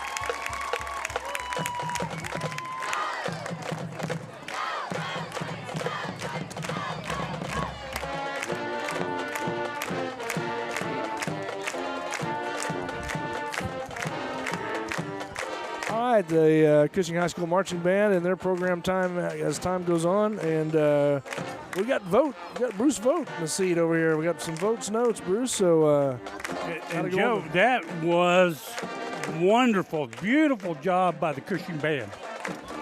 Nice job. I'm telling you what, well disciplined, well put together, and they performed it flawlessly. They did a good job. They sure did. And I think the band program is in good hands for years to come with the three directors they have now, and things are looking up. Well, Bruce, let's get into Vogt's notes. What do you got? I tell you what, Joe, want to welcome everybody. Vogt's notes, a great ball game for the Tigers. They've had control of the ball game since the very beginning, and we want to thank RCB Bank. That's your bank. That's my bank for sponsoring Vogt's notes here at the halftime. So once again, thanks to RCB Bank. We'll just get right into the offense. Hillegas just pretty much has been able to pick that secondary apart. But, to do that, he has had a great offensive line in front of him with Griffith, Cruz, Jackson, Ralston, Schuler. They have given him plenty of time. They've opened up that running game also for Tucker. To Roman Tucker to run through. And Hillegas, 13 for 13. He has yet to throw an incompletion. 262 yards, 5 touchdowns. And he's had plenty of receivers to talk to. He's had Bales, who's had 2 catches for 26 yards. Max Wood, he's had 1 catch, and that was early, for 16 yards. Lane Wood came in, 3 catches, 2 touchdowns for Lane Wood. Matheson, again, another stellar first half for him. 4 catches, 103 yards, 2 touchdowns to his credit. And then Roman Tucker in the ball game at receiver also. 3 catches, 51 yards, and a touchdown. So everybody's kind of getting into the rhythm here in this first half. Rushing wise, Hillegas has 3 rushes, 34 yards with a touchdown. Roman Tucker, the workhorse in the backfield, 6 carries, 70 yards, a touchdown. And then Fry touched it 1 time for 3 yards. So the offense has been clicking, doing very well, 56-6 at half for your Cushing Tigers. We've seen several underclassmen, junior varsity, get in the ball game.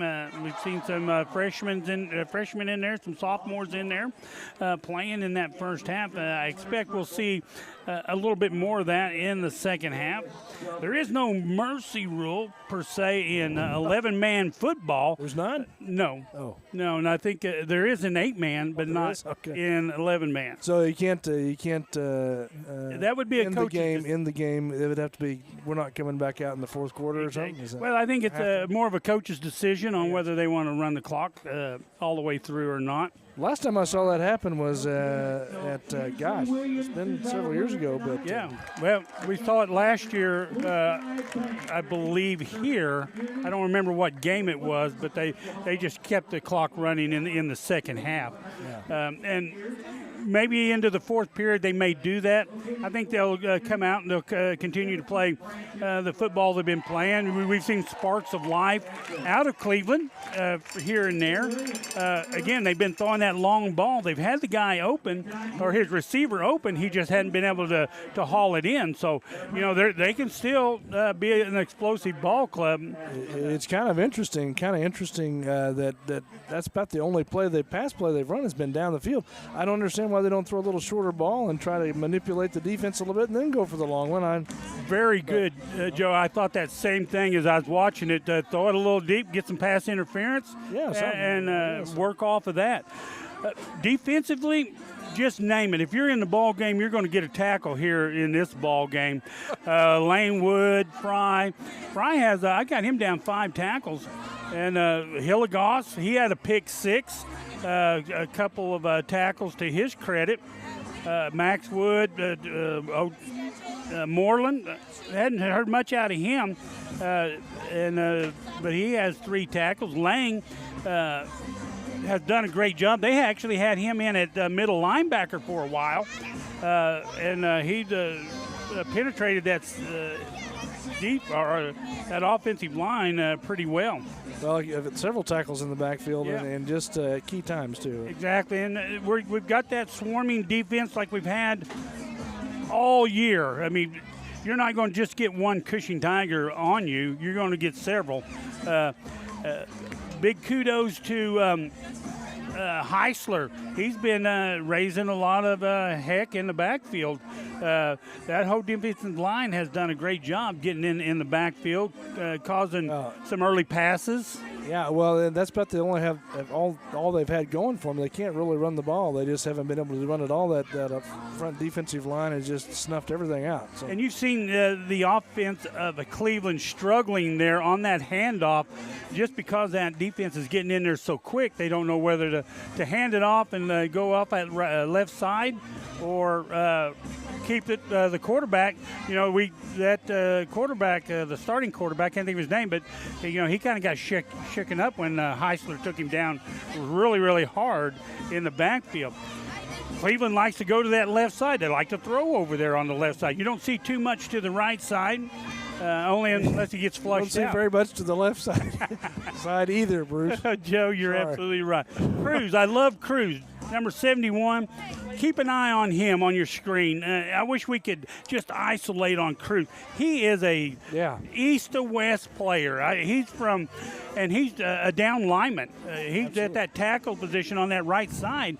But you're going to see him make tackles on the sideline. I mean, this guy Cruz is the real deal for the Cushing Tigers. I really love him. I think one thing just about the offensive defensive lines, the defensive lines, I mean, they've been able to use those guys in various ways in creative ways, and you know, to give some of those guys some different looks, and they're giving them different looks up front, and they're keeping them off balance by who's coming at them and where they're coming from, and so it's kind of tough.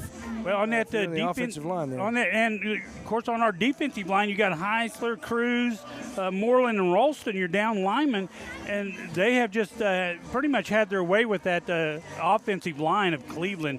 And one thing I do like about this game, Joe, is the lack of penalties. Everybody's just played a clean ball game and just came out and really just played their game. Cleveland, I am not sure that, they haven't been a powerhouse football team this year. Maybe a young squad, maybe a rebuilding year for them. The Tigers have come out and played Tiger football like they have all year long. So well, and you're right, and really this team is not in a position yet. Cleveland, speaking of Cleveland, is not in a position yet to really take on a caliber of team Cushing is. When you go out and you play Wagner tough, and you play the number one team in the state within 1 point. Anybody that you play is going to be a tough game for any other opponent. So. Absolutely. And again, these ninth graders, these underclassmen are getting a chance to come out here, showcase their skills in front of this nice Cushing crowd and in front of your Hub audience. Thanks to Joe Kennedy and his family for bringing the Hub Network live. And with that, that pretty much sums up, Joe. You got any final thoughts on the second half? Well, no, other than I do have down that they're going to be continuous clock, and I think James marked me down for that, but that's okay if I'm wrong. But I'll tell you what, it's not about me and my family bringing the Hub Network. It's really about the sponsors and the community out there. I do want to say a very sincere thank you to every sponsor that we've ever had and will have in the future and do have now. We couldn't do it and would not be able to do it at all if it weren't for them and their loyalty over the years, even through the imperfections, even through the struggles and trying to get things done a little better as we can, and we've kind of seemed to get over that hump. And then beyond that, beyond the sponsors, the viewers, of course, and the people that support those sponsors, are important. But even beyond that are the people that work diligently here, like yourself, Bruce, and Travis and James and Kinsey and Landon and all those that have come before them. We've had a lot of people through here. It's kind of almost like a high school football team. We graduate some camera people on. Dane McBride and Ryan and Jared Kennedy both did this in the past, and Coop and Who am I leaving out?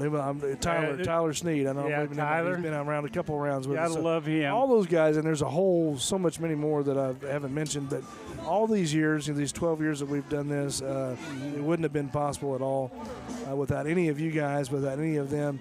And it's been a group effort, and we finally are kind of getting there. We're going to get back on some other stuff now that we have some of this stuff figured out a little bit better. Then we'll try to up the production value a little bit more. So exactly, and of course, not only are you bringing the Tiger football, you're bringing the Tiger band into the fold, and that's just phenomenal what they did at halftime. The Tiger band, they have just come so far this year and done so well. And second half for me, I see the Tigers come out with their first string squad, run a couple plays, and then just start moving in and out. Tigers really don't want to get anybody hurt this late in the season. And so we'll see that varsity squad come out first, and then we'll slowly see some underclassmen come in. As we should, yeah. And Joe, again, thanks for coming in with me on this. You've been listening to Votes Notes. RCB Bank, your bank, my bank, a proud sponsor of Votes Notes. We want to thank you, and we're going to turn it back to Travis and James.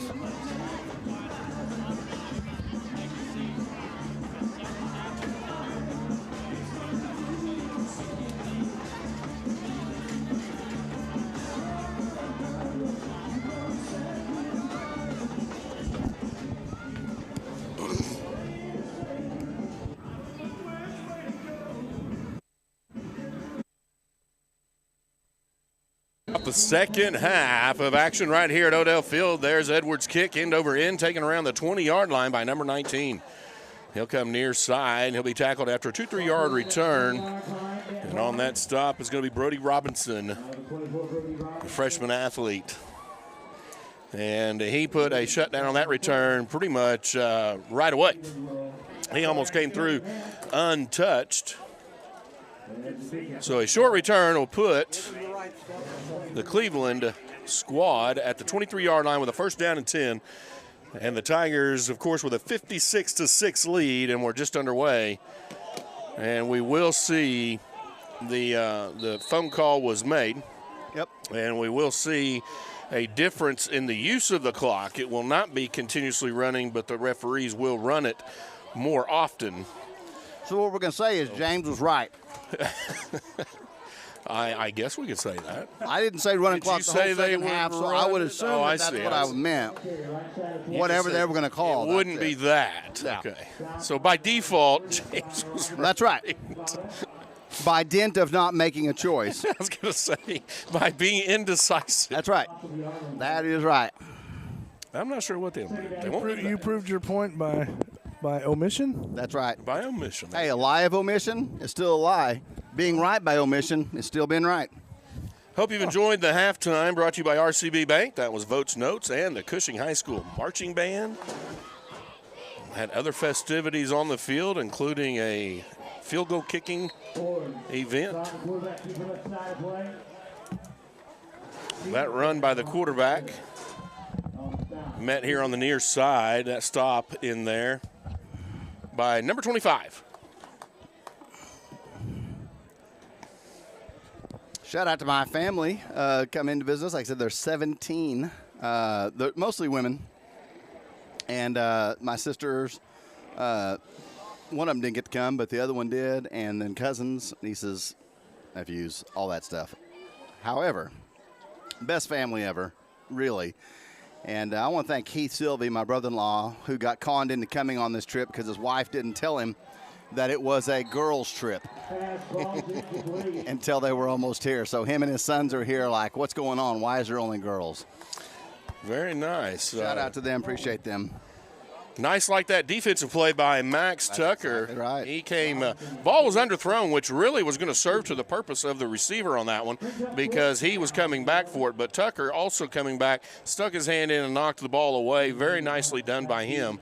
And preventing that first down, forcing Cleveland into a fourth down punt situation in their first possession of the second half. I just want to point out that is what your slippery slope of omission can do right there. You end up on a girls' weekend trip.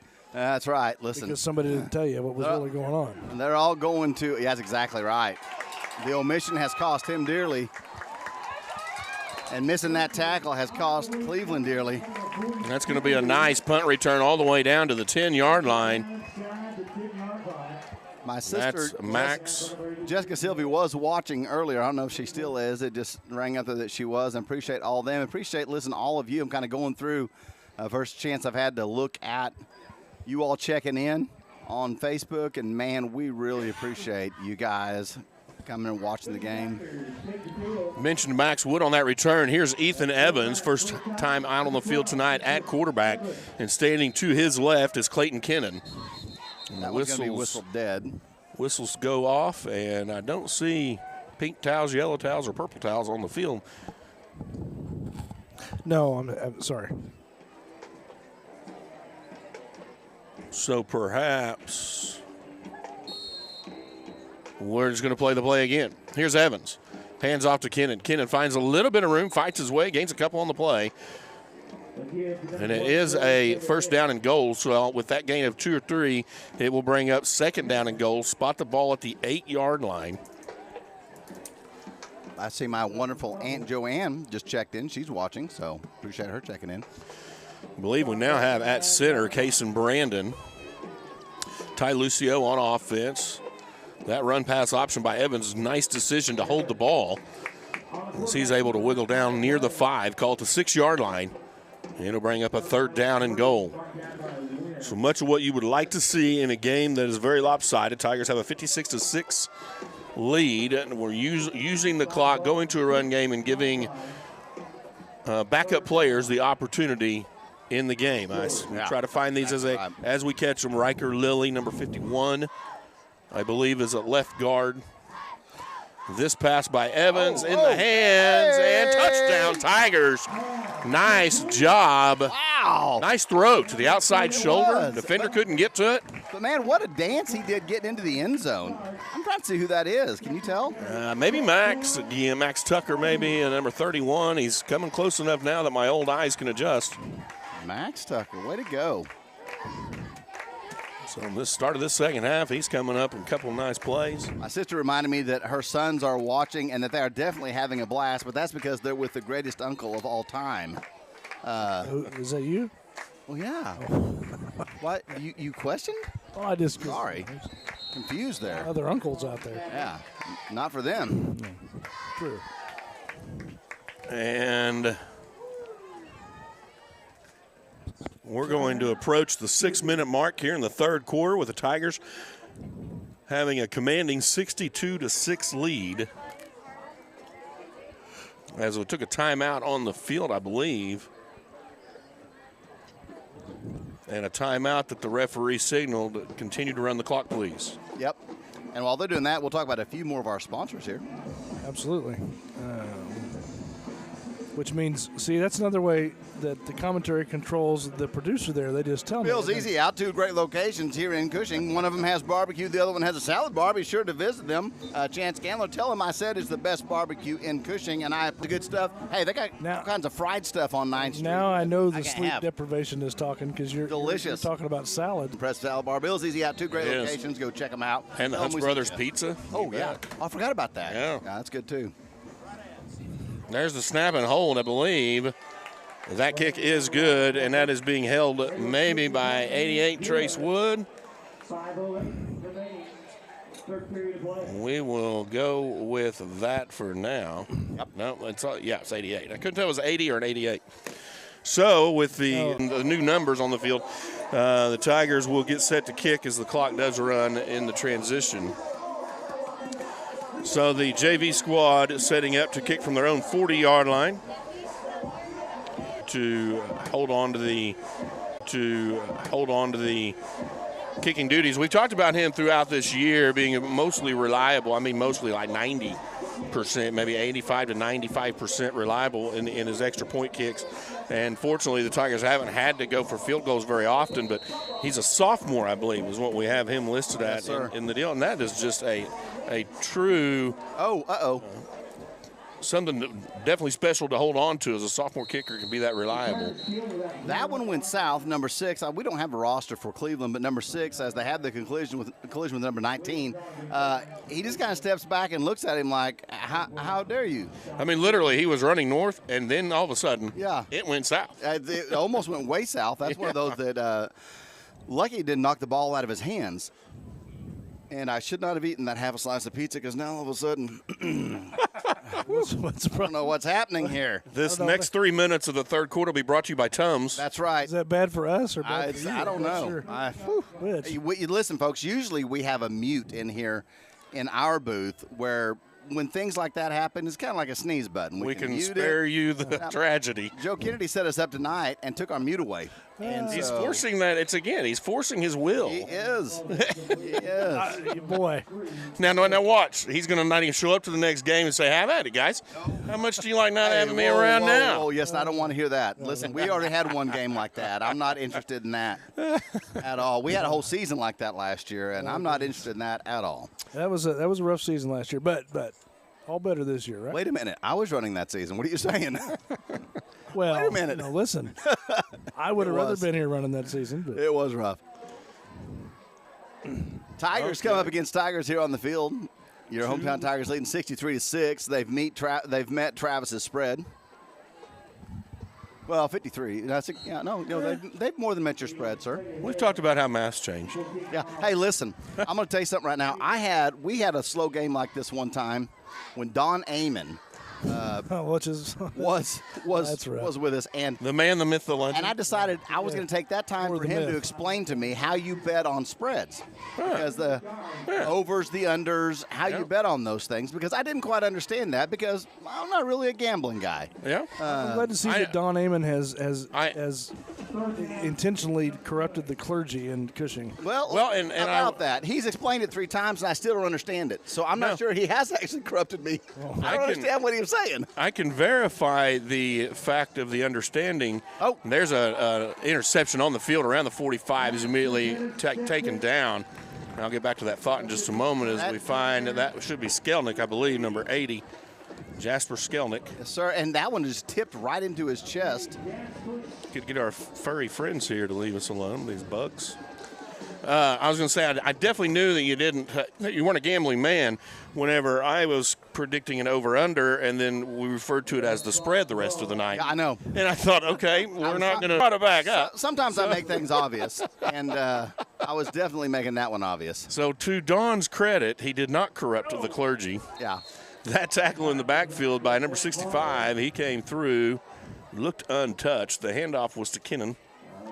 Listen, it's not for lack of trying by Don Amon. Well, I would also like to caution viewers not to take any stock advice from you guys either. No. So no matter what they hear on the Hub Network, don't go out and run out and buy a stock. Overs and unders or spreads or stocks. They don't know much about it. Maybe. Hey, listen, if Magic voice announcer Travis Peary, the FFA director, gives you some stock advice on cattle livestock, maybe you should take that one. This handoff now right side is going to be clogged up again in the backfield. Another couple yards on the loss. Was that Cole Cooper?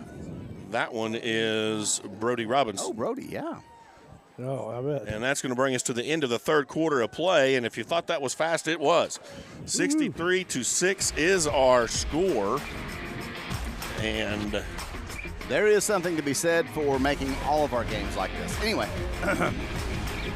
All right, here we go. Another one of our sponsors, CBEW, Professional Group LLP, CPAs, income tax planning and preparation, business consulting, bookkeeping, payroll, 8225-4216. That is CBEW, tax professionals.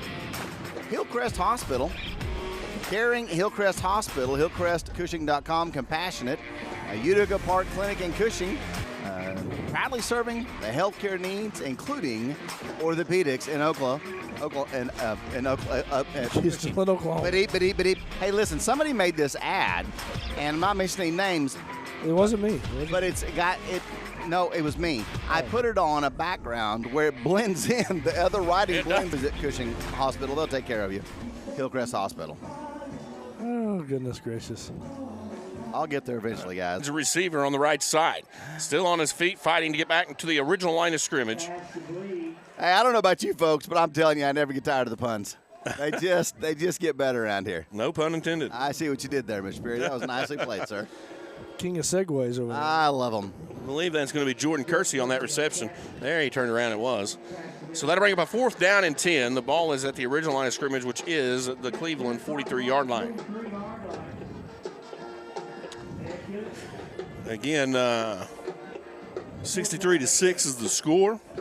And I don't think they wanted to call that offside penalty. Listen, you almost want to be the coach down here like, hey, don't pull it, don't pull it. Well, that's kind of like the officials were questioning themselves. Both line judges looked at each other with their hands like, you be the guy that pulls the flag. And I mean, honestly, a mercy rule does not need to go into the 60s and 70s and 80s. And here we are at 63, and the throw has a man complete the first down. I believe that's Kersey again. I believe it is. It's a single digit, no matter how you look at it. Not many of those out there right now. The officials will spot that at the 27-yard line, and it'll be a 1st down and 10 on the Evans to Kersey connection. Try to get a few more of these numbers in here. Yeah, 58 maybe on the far side. No, he's a starter. They get wrinkled up, and it's a little bit hard to see the numbers on these. 60 is out there as a lineman. We've mentioned Lucio. Yeah. 60 is Aiden Diver. Aiden Diver out there. And we did mention earlier, now that I believe is a 61. Yeah, and 51's out there too, Riker Lilly. 51, maybe that's the one. Yeah, Riker Lilly's out there, Aiden Diver. And then, of course, 50, Nathan Walborn. There you go. There it is, yeah. And that'll bring up 2nd down 11. Evans with the run-pass option keeps it himself. Lowers the shoulder. Does gain a couple more yards. Hey! Yeah, you see the team was on the sidelines getting excited for him, say, "That away, buddy." That a kid. Way to lower his shoulder on one. And to that credit, it turns, a possible loss into a 3-yard gain. Brings up 3rd down and I want to double check here and make for sure that mine is not. Make sure my Wi-Fi's turned off, so I'm not taking it. That is the first time that's happened in some time. So here's Evans. Should be good now. And there's the line movement. Now that false start they will call against the Tigers. Back them up 5 yards.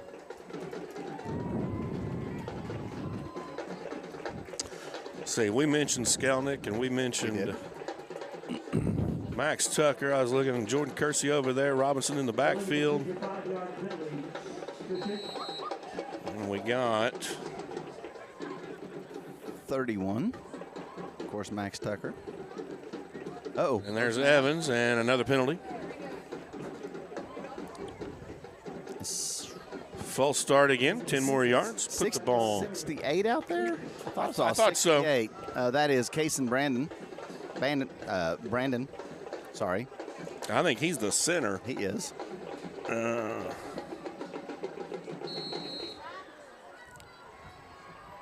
So the Tiger offense now backed up, 3rd down 17, just under the 8-minute mark. Evans takes a shot, but also makes a completion. That will go to the 25-yard line, and from the original line of scrimmage, it'll be a gain of 2. Kersey doing a good job of not knowing he's not going to be able to turn around. He's going to be tackled, but go ahead and laying backwards, and getting a few more yards out of that. He's been the go-to target for Evans so far. Other than the touchdown, I think, with Max Tucker earlier. Yeah. So Evans still on the march. That time he'll get Cleveland to jump, and the officials will go ahead and call that. We haven't really gotten a chance to see the future and this is kind of the first night we've got a chance to see some of these guys come in and what may look like, what things may look like next year a little bit. Kind of gives you an idea. Yeah, and Bruce told us at the beginning of the game he'd gone through the roster, and it was roughly 20 juniors, 22 sophomores to this senior bunch of just 9 players. So lots of young talent out there for the Tigers. With high school football, it's a constant game of rebuilding, and especially when you lose 22 seniors like they did last year, it really is. But every year you're going to be losing a certain amount of your players, and so you're constantly taking these opportunities to rebuild the program, get playing experience for these young players.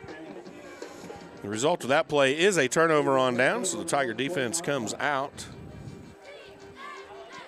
And the ball is placed at the 20-yard line, first down and 10 for Cleveland. Approaching the 6-minute mark, we're going to have any interviews tonight. We will have an interview. Fuzzy Mike will make his appearance, and we will go see Coach Morgan tonight, talk to him about the rest of the season and what he's looking forward to. A few thoughts out on this game and possibly a talk quickly about next week, because on the coaches show on Sunday, and that comes on at 4 o'clock. He is in studio and usually brings some other coaches or players with him, and you can tune in and see that or catch it later because it stays right there for the whole world. I believe that's the Horizon Construction Coaches Show, if I'm not mistaken. That is correct. Appreciate Brent over at Horizon Construction and doing that all year, and he specifically wanted to support that. He specifically wanted to be a presence for that coaches show, and we appreciate him very much for doing that. And we like to remind folks that it includes fall softball sometimes and cross country and other things as well. It's not just the football coaches show. Even though it does center highly on that, there's other parts and pieces that Joe gets out and takes care of during the week and brings in and puts together. So Cleveland runs into an orange and black wall that time called the Cushing Tigers. Forward progress will be 6 inches. That's right. Brings up third down, 9 and a little. Ball spotted at the 21-yard line. Tiger defense been good all night, only giving up the 1 touchdown. I believe it was to number 7 then, and he makes that catch. Cole Cooper stayed with that one all the way around. And wrapping up some ankles. Make sure that tackle goes down. Flag does come in at the end. Could have just sign language or body language, some sort of block or tackling. Yeah, tackling penalty. Yep. So well, we know that wasn't that Cooper kid because he had the shoelaces, not the face mask. That's right. Yeah, but he can honestly say that was not him.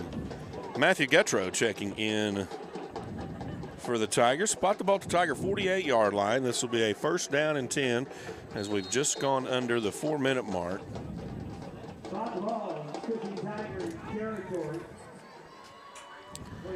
The Cleveland quarterback, number 18, came in when number 11 was kind of shaken up earlier, and we haven't seen a return for number 11, so we're hoping everything is just out of precaution on that. It didn't look like a serious thing. He would just hopefully nothing major that keeps him out for weeks to come because he has an arm. Yeah, he does. And they fire it down the field. I will say this, 18's been a little more not accurate. He's found his receivers more times.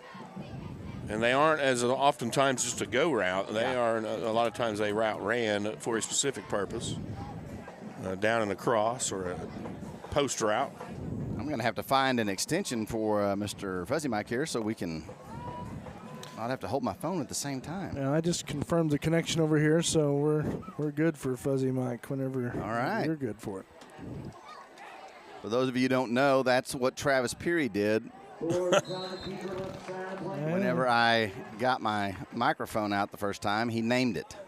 Sure. Appropriately. It looks like I'm carrying a chihuahua around, or maybe a little bunny rabbit or something. I don't know. It works, though. It works good. wonderfully. And you guys stick around for post-game interview with Coach Morgan. And I'm going to predict that you'll be out of breath because that clock won't stop. Nah, listen, it's all downhill from here. Yeah, literally, yes, it is. Just watch it on the steps. They hurt. We'll see. We'll check in with James here in just a minute as him and Fuzzy Mike are heading to the field. And that pass goes wayward for the Cleveland would-be receiver. Number 18 trying to connect with number 3. And it will bring up a 4th down and 7. We'll get ready to welcome Bruce Bone back in with some more of the statistics on this second half, which was a very quickly played second. It was, and, we had the new quarterback in there. We hadn't seen him, but he got a great arm on him. I mean, pretty accurate. I enjoyed watching him throw out there in the flats and throw that little inside pass. Very accurate, very strong, and very promising for our future, Hillegoss being a senior. That is all true. That is a pass that the Tigers run oftentimes, kind of a real quick over the middle. It is complete. Host of Tigers in on the stop. And it will be good for a first down as we approach the 1-minute mark. And Travis, everybody's had a hand on the ball tonight. Just kind of hard to keep stats and come up with a good formula here because, we're going to have to come up with a player of the game, defensive player of the game, and the Cooper's football player of the game. And, and we can, specify that whenever Coops Tire and Lube wanted to sponsor that, they wanted it to be a kind of a heart award, not necessarily the standout. It's not like a game ball for the standout player. We have the MVPs for those. But a felt like a heart, hardest working player. And just to give some acknowledgement to those guys that may not always get the stats. That's right. Exactly. That's right. And yet that's going to be tough because we've seen a lot of players come into the game and a lot of players playing really, really tough. I mean, Travis, they're hitting hard out there. Yeah. This will be the final snap of the game if it happens, and it does. And this will be a throw towards the end zone. The man is there. The Tigers are there. It's knocked away. And that will be the final play of the game as your Tigers come out victorious 63-6. And now with the whole game behind us, Bruce, we'll go ahead and get into the Blue Sky Bank postgame interview coming up, some of the Ortho Oklahoma game wrap-up. Your impressions overall? We knew that the game was not going to be something that's going to be 0-0 at halftime. We knew Cleveland was going to come in with a weak schedule or a week, like 1-3, I think, in the district record. Thank you. And as James makes it down there with his hairy friend, to do the interview, next week is going to be probably about the same way. I believe we go to Oologah. Is that right? Yeah, to Oologah, then back home for senior night against Skytook. And thus far, Skytook has not picked up a district win. Oologah has a couple. It'll be interesting to see. They are sitting right behind the Tigers at 3rd place in the district. Right. And so it'll be interesting to see what's up at Oologah. And, of course, we'll get some of Coach's thoughts maybe tonight, but definitely on Sunday for them. And you know just as well as I do, any given Sunday, a team can win. It doesn't matter what your record is. It's how much heart you have coming out on the field. And we've seen some teams come out here, and they're going to be ready for Cushing when they come rolling into their town. And the Hub is going to be ready also. Travis and James are going to be on the call, and we're going to be there. And, we're going to probably just as many players play next week as we did this week. So, if you've got somebody playing on this team, join in because you're probably going to get to watch them play. Yeah, and that goes for, spreading the word. And I'll mention one more time the the Cushing Community Thanksgiving Dinner on Facebook. Go find the page, like it, and help spread the word for it, spread the word for the Hub. As we work towards that Thanksgiving dinner, we will be looking for many ways for people to volunteer, and it is the Community Thanksgiving Dinner that Dr. Dietrich had started nearly 40 years ago. The Tigers, again, victorious tonight, 63-6, and James and Fuzzy Mike are with Coach Morgan, and we'll go to them now.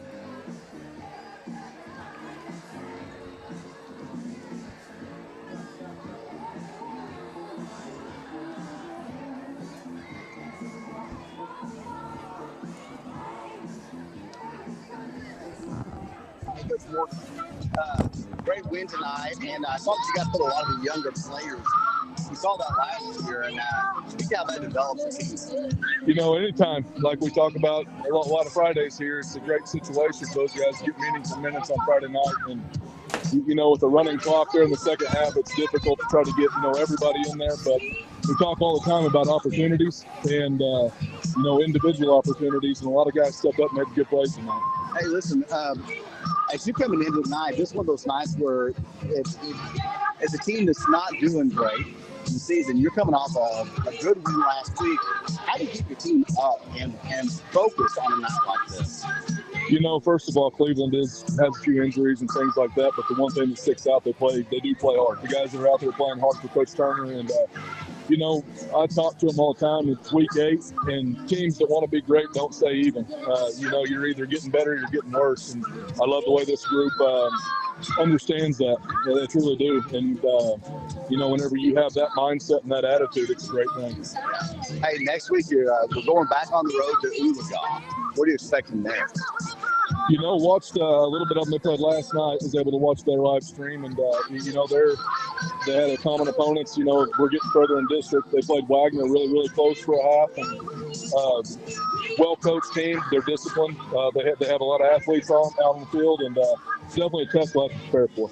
Hey, listen, we've had something different this year, and with this different spring breaks. Speak to how that's kind of changed everything. Yeah, it's a little bit different. Seemed like this week more so than last. It was about 50-50 on games being played last night and tonight. It is what it is. Sometimes you got to play on Thursday nights when you're in school. Sometimes you're out. It's just having a mature group that can handle it. And, sometimes you're playing on a short week with practicing, 2 times, and it is what it is, and guys handle it well. I don't know if you look at the rankings much, but, Wagner's still number 1. We haven't moved, and only a 1-point victory with Wagner over us. How does that play into it? Do you guys ever look at these things or adjust for those? I never look at it. We hear it. I mean, people ask us to hear it, but those rankings truly, I know this is kind of coach speak here, but they don't mean anything, and I feel confident with this group, and we can go play with anybody. Hey, Coach, thank you for your time. Great win tonight. We'll see you in Oologah. Back to you guys in the booth. And there you have it, the Blue Sky Bank post-game interview. And James and Fuzzy Mike talking to Coach. And Bruce, my immediate takeaway from that was, Coach being humble as always, proud of the players, but mostly pointed out he feels like the team is continuing to improve from week to week to week. And I think that that's an extremely important element for any football team, especially as you're approaching these last 2 games of the year. I agree, and I believe that offensive line is just getting more solid. You got Cruz down there. You've got Lonnie Schuler. You got some great players there on that offensive line that is giving our quarterback Hilligoss time to find those receivers out in the flats. We stayed away from a lot of the deep passes tonight. We worked on some short stuff. I like that. Again, we've got to establish a better running game. Yeah, and we see the Tigers continuing to work on that week in and week out. And at the same time, and that running game comes along, we've got students in state leading positions in rushing, Roman Tucker number 15, but state leading in receiving for Brady Madison. He added to that tonight. Scoring, Brady Madison added to it. Touchdowns, Brady Madison added to it. Total yards, Hilligoss, and passing yards, Hilligoss leads the state in both those. Ladies and gentlemen, that's your Tigers taking care of business on Friday night. They'll be back again next week. You can watch it live right here on Hub Network Live. And for Bruce Vogt, Landon Myers, Kinsey Terrell, who wasn't with us tonight, James Koffelt, Joe Kennedy, I'm Travis Peary. Thank you for tuning in, and we'll see you next week.